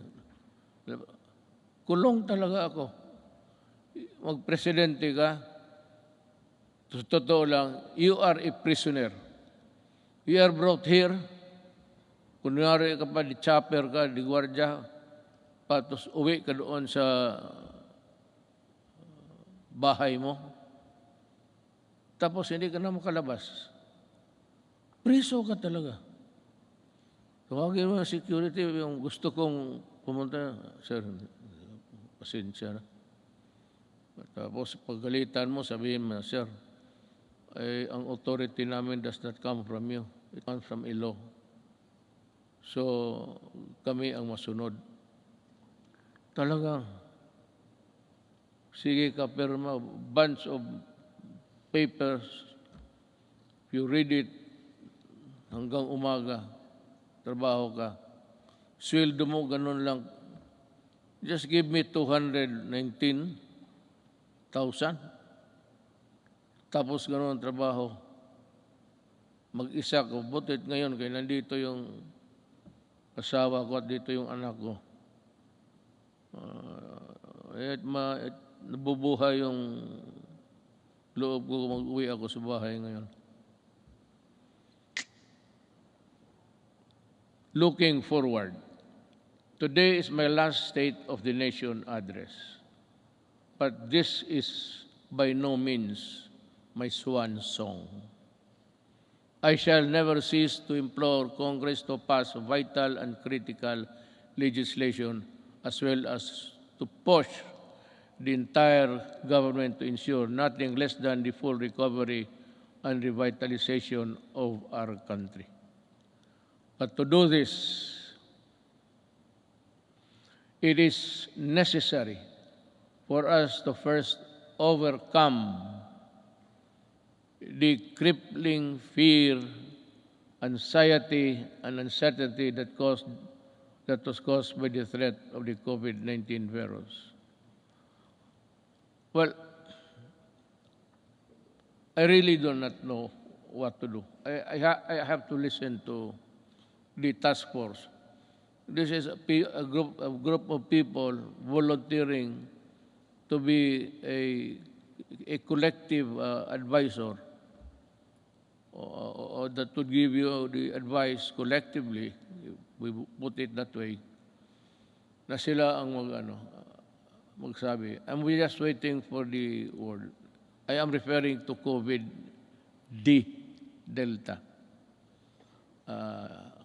It is rampaging now in Indonesia, Thailand, India, and many parts of Asia. And ang sabi doon sa the Western medicine says that it is far more aggressive and far more dangerous, and it can cause death easily than the COVID-19 original. So this is as good as any other time to say it. If says that it is really dangerous, you have to go back to lockdown.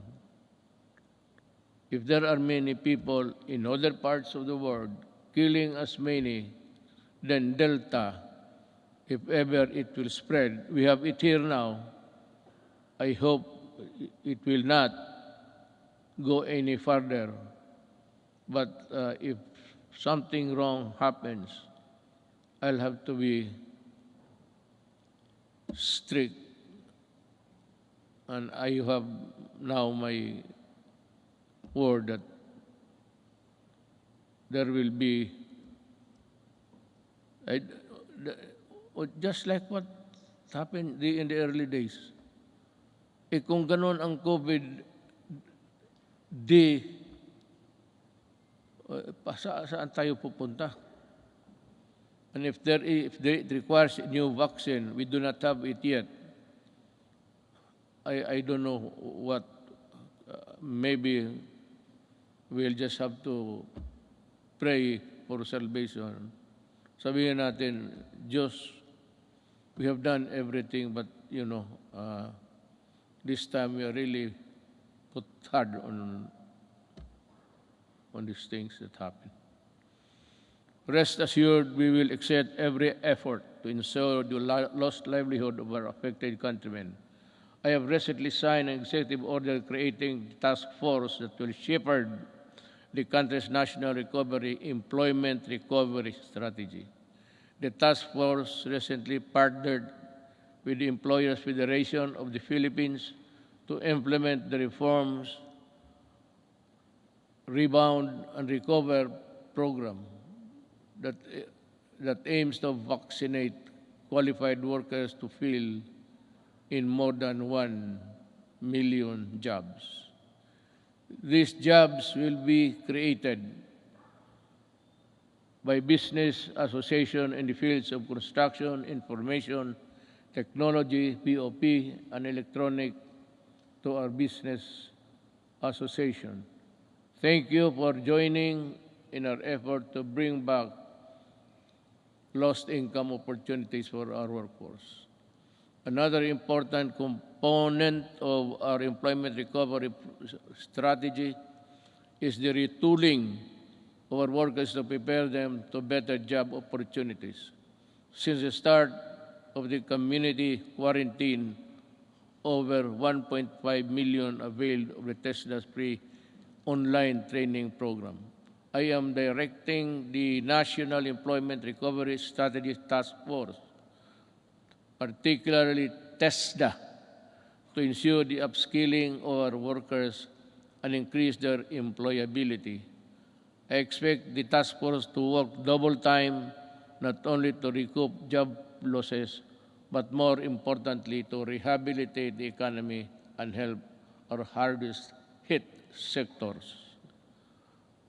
Through COVID-19 assistance to start enterprises or CARES program, we released 988 million pesos worth of loans to over 14,000 enterprises.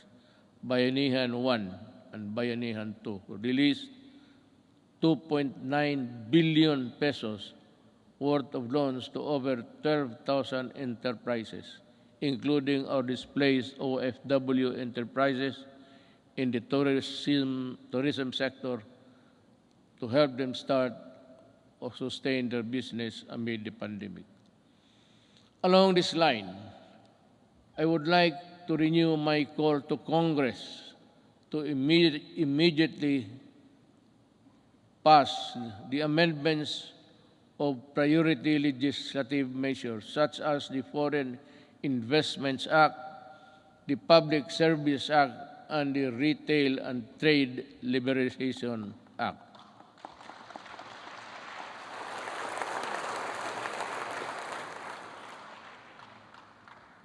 Your applause went well ahead of its realization.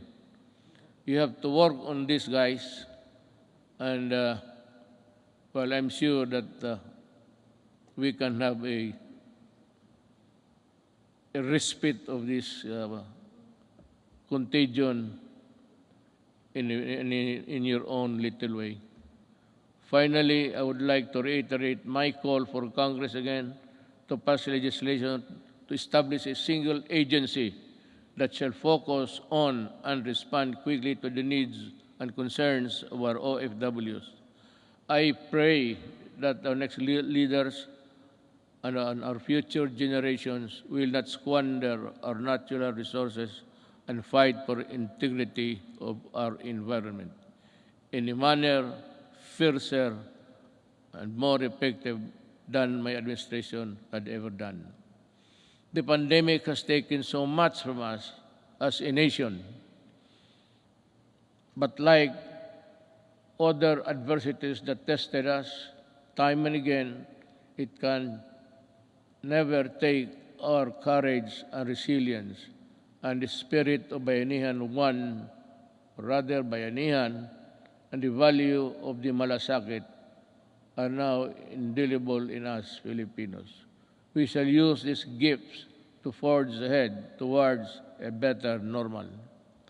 As we come to a point where the risk of COVID-19 transmission can, to a certain extent, be managed, and I'm hopeful that we shall be united in forging ahead towards bringing the country back to its robust growth path. Let me end by adding these particular statements. We are on learning, education, and learning. Despite our inability to conduct face-to-face classes during this pandemic, we remain determined to deliver quality and accessible education to all. Creation of the basic educational learning plan. Community plan enabled uninterrupted learning to students in the basic sector while ensuring their teachers' health and safety and well-being. While the pandemic has demonstrated readiness, resourcefulness, and capability of government to serve the Filipino people through the use of ICT and digital services, it has also shown its inherent deficiencies and weaknesses, as such that I ask Congress to pass an e-governance act that will set up transition of government processes to digital age. I'd like to add something on the protection of our overseas Filipinos. I also ask Congress to pass a law creating the Department of Migrant Workers and Overseas Filipinos. Kailangan po ito because they are suffering they suffered not only yesterday but they are still suffering now with so many inadequacies in both our government response and including the monetary assistance. To ensure that there is a department that is solely focused on addressing the needs and taking care of the welfare of our countrymen abroad. Before I end, let me also touch on the environmental protection. It has also been 13 years since the Supreme Court Trumandamos ordered the rehabilitation of Manila Bay. Unfortunately, no immediate substantial action to comply with the Supreme Court's order was undertaken until 2019, when this administration started its long overdue rehabilitation. As of May 2019, all illegally operating open dump sites surrounding Manila Bay has been shut down, while 151 out of 187 LGUs surrounding the bay have now access to sanitary landfill. Establishments have been forced to comply with environmental laws and ordinances, while those who did not have been closed. As a result, pollutants have been slightly reduced, coliform levels also reduced to its barest maximum, are now in its longest levels in years, if not decades. I urge the DENR to sustain the efforts to continue working with our LGUs to restore Manila Bay to its former glory.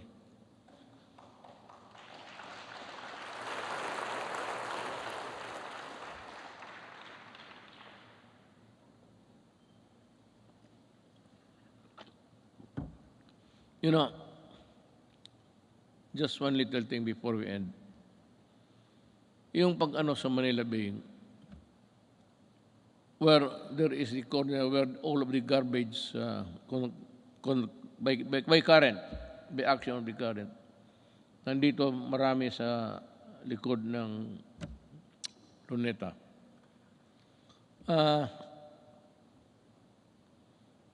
Ginawa natin yan at nilagay tayo itong yung puting basto na which is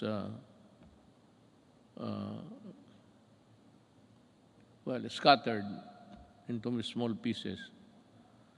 Nawawala minsan yan because of the waves. So every now and then, we still have to replenish because we cannot change the nature of our shores. That is how it is. It is not a permanent fixture there, doliform. It is there from the mountains, and we break it down and bring it to the sea. But that would occupy that place, irrespective of there is a high tide or low tide. Nakakatulong yan. At nawawala yan. And the only way to do it is to replenish it until we can think of a good alternative of how we can process the whole thing back to its normalcy. If there was really normalcy at that time or at any other time in the past. On the resilience, again, dinagdag ko na lang ito. So time is good, and at any other time again to ask you, in line with this, we hope to pursue the creation of public entities dedicated to managing emerging and re-emerging diseases. I thus fervently ask Congress to enact a law creating the Center for Disease Prevention and Control and the Virology and Vaccine Institute of the Philippines. We must, baski gaano natin kahirap, however poor we are, I think that the Filipinos, given the proper support and the things, the equipment that they have to use, we can, I am sure that the Filipino brain can also process or make vaccines in the future.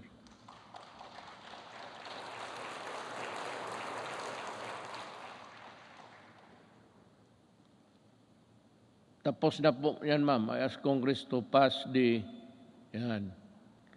Disaster Resilience Act that will create the Department of Disaster Resilience. Let us also, pagkatapos ito, ma'am, ikaw yung unang tao na mag-congratulate sa akin, ha? Kaya ako nagka-utal-utal dito dahil sa iyo. Let us also pass the law implementing the Fire Protection Modernization Program to bolster the readiness of our firefighters and ensure their ability to respond to fires and disasters. Related to this, importante ang trabaho ng bombero, maniwala kayo. They must also be there during a disaster happening. Let us also push for the mandatory establishment of education centers in every city, province, and municipality throughout the country, which shall provide the basic needs and assistance to all evacuees during times of emergency. Now, there is now the conclusion. Yes, I will. Ay, salamat. Pochang Duterte to. The lights go out for this administration 11 months from now. The work that we started and expected to finish within constitutional time frame of 6 years has been told. Much was so for, but we need not despair. Desperation is a feeling alien to the resilient Filipino.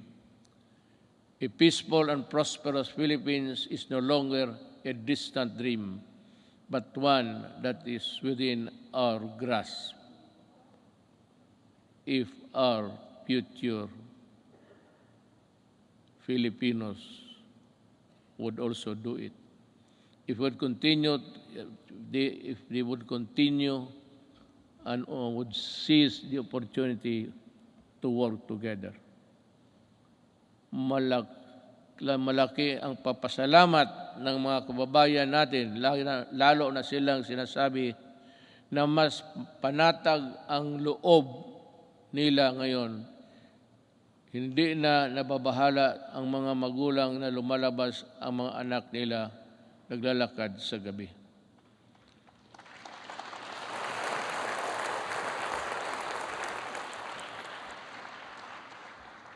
I will not elaborate on anything. You can draw your conclusion. Alam mo, when the Filipino, a father, a mother, or a child, naglalakad sa gabi,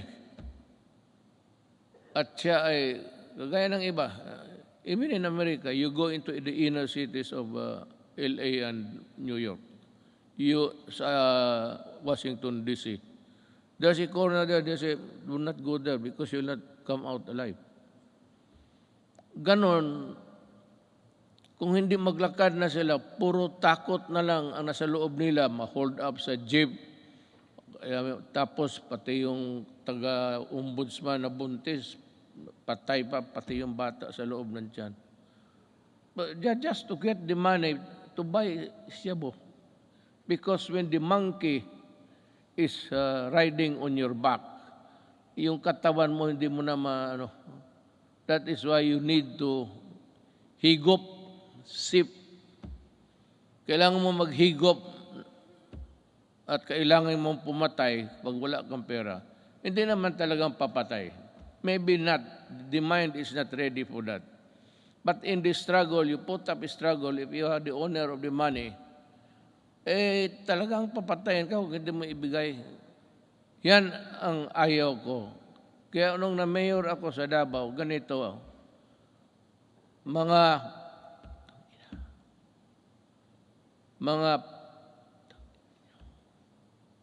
umalis kayo sa daan. Yung daan, yung public transportation is for public good. Huwag mo silang takutin na magkanto pag-uwi. Nandyan, nagiinom man sa... Yan ang hilig ng Pilipino. Mag-inuman. Hindi mo malaman ang mga nag-uwi na babae, they have to take another route that would be longer because nandyan mga standby. So the streets are unsafe. Hold up, pinapatay. Sabi ko doon sa Davao na lang, wag na lang ako dito sa Maynila. Hindi naman talaga ako nakikialam dito. Pero alam nila, alam ng pulis kung ano ang gusto ko. Magprangkahan tayo. Sabi ko sa pulis, isauli mo yan. The roads, the highways are for law-abiding citizens of this country. Yung mga kriminal, yung mga, the dregs of society, wag ninyong gamitin yung mga daan, hindi para sa inyo yan. And I will see to it that you are not there. Be sure that when I pass by, I do not see you. Because if I see you, I will dance with you. Isauli ko. Kaya ngayon, medyo hindi naman talaga But yung mga sales girl, mga shopping center, panatag na ang loob nila. At least chances of being mugged, murdered, and raped. Yan ang ayaw ko. Pag malayo, nakahigop na, kunin yung pera, hilain doon sa medyo maliit na mga grassy portion and rape. At papatayin. Yan ang hindi ko matanggap. Just like in Filipino sabi ko, I may be just a little bit crazier than the others. But that is what I am. Ayaw ko yung, lalo na magsyabo ka, tapos magpasyal ka kung ano, wala kang makuhang pera, aakyat ka ng bahay. Just like that bank teller. It was raining so hard, just like the rains that we had experienced. It was pouring almost cuts and nails. Ang lakas talaga ng bagsak ng ulan. She went home to knock the door and pump the door loud. But ang parents nilang matanda niyang parents, hindi nakarinig. So anong ginawa nitong mga sa construction workers? Because diyan nga ako galit sa dugay. Nabibili nila mura. So it's 200, 300. Susuyupin nila. At pag nakasuyop ng droga yan, maghanap ng alkohol yan. Sigurado yan. Pag tama ng alkohol, pati yung ng droga, it shrinks the brain. Yung babae, she was just picked up and brought to the construction site near the house. Tapos ni-rape doon, pinatay, sinunog pa.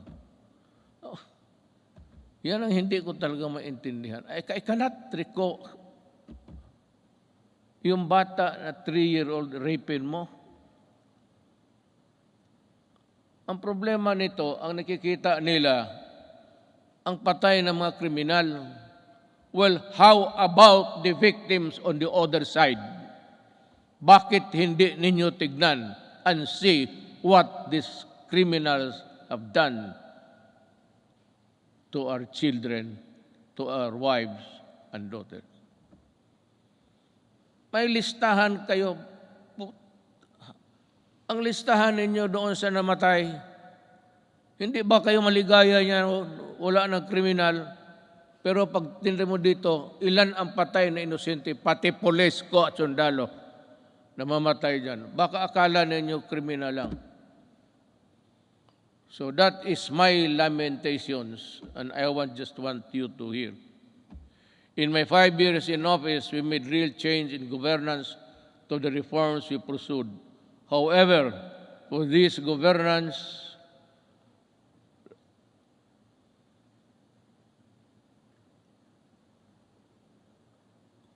must be sustained and broadened. We need to make, I'm just getting my ear. Naghihingal ako. Baka dito ako mamatay pagka-presidente. Iba na ang pitik ng ano ko ngayon.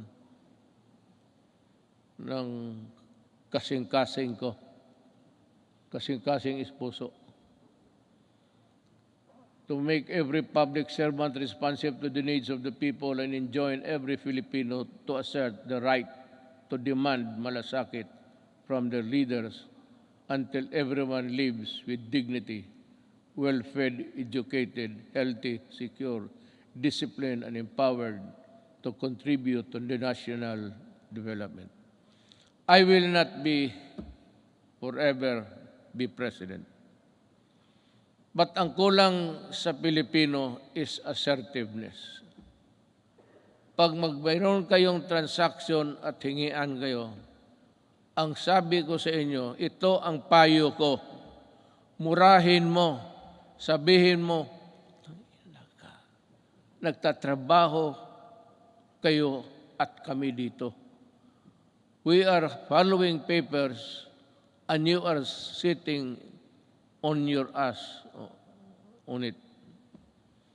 Kaya dito sabi ko, makinig kayo lahat ng Pilipino, total last SONA ko ito. Pag may mag-follow up kayo, permit, clearance, at maghingi ng pera, murahin ninyo. Sabihin ninyo, yan, sabi ni Duterte, sampaling ko kayo kasi ako nagbabayad ng buwis. Bakit ginaganito ninyo? Anto di mga Pilipino, hindi naman lahat. Tayong magtatrabaho sa gobyerno. You know, I mean, it takes you 1 month to process a paper. Takes you, patos pabalik-balik yung tao. Pag ang tao bumabalik, 2, 1, 3, then there is corruption there. Murahin mo at kung maari, pahiramin kita ng pangkulam para kulamin mo. Ganun talaga. I'm just warning everybody. There's still 1 year to go.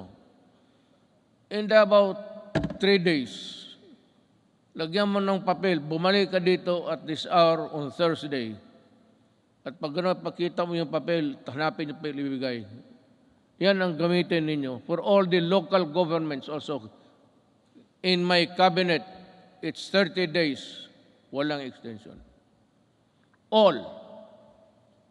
Sabi ko, reduce the signing authority from 6, 7 to only 1 or 2. Hindi naman kailangan hindi kailangan nagpirma lahat ng empleyado dyan. 1 or 2, yung iba mag-process lang. But if you cannot process it also in so many days, in Davao, if there is a clearance which is long overdue, hindi mo na pwedeng ibigay doon sa tao. Ibigay mo sa akin at tanungin kita mo, bakit inabot ka ng ganitong? There's no other conclusion.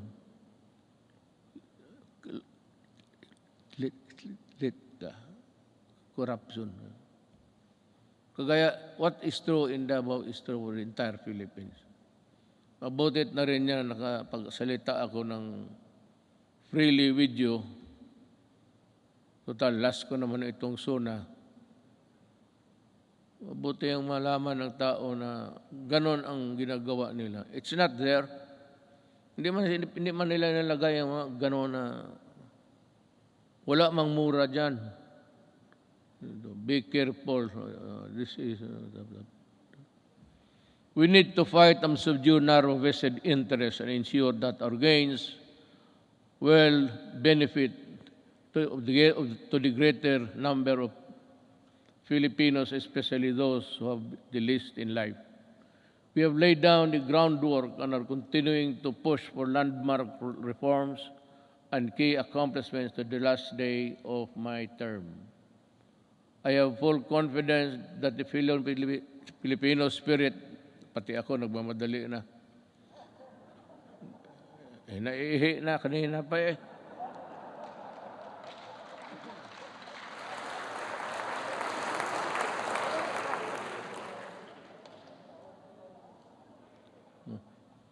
It's a natural human biology, so what's the big deal? Bakit kayo magpakpak kung napaihi na ako? Sa bagay, alam ko rin, nahiya kayo magtindig. Puno ang pila nito pagdating sa CR maya. I have full confidence that the Filipino spirit will persevere and triumph together. And together, let us rise as a nation. Thank you.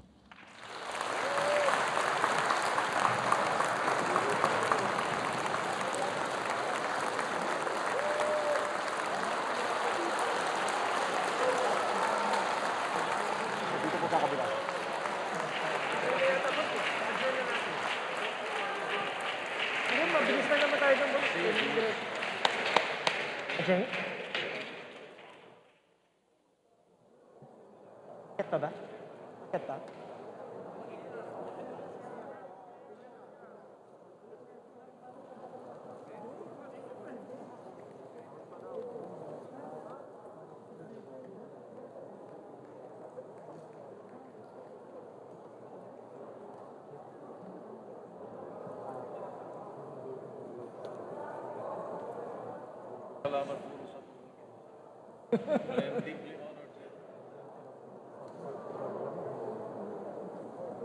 Congratulations.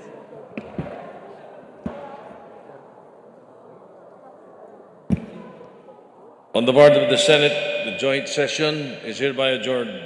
On the part of the House of Representatives, this joint session is hereby adjourned.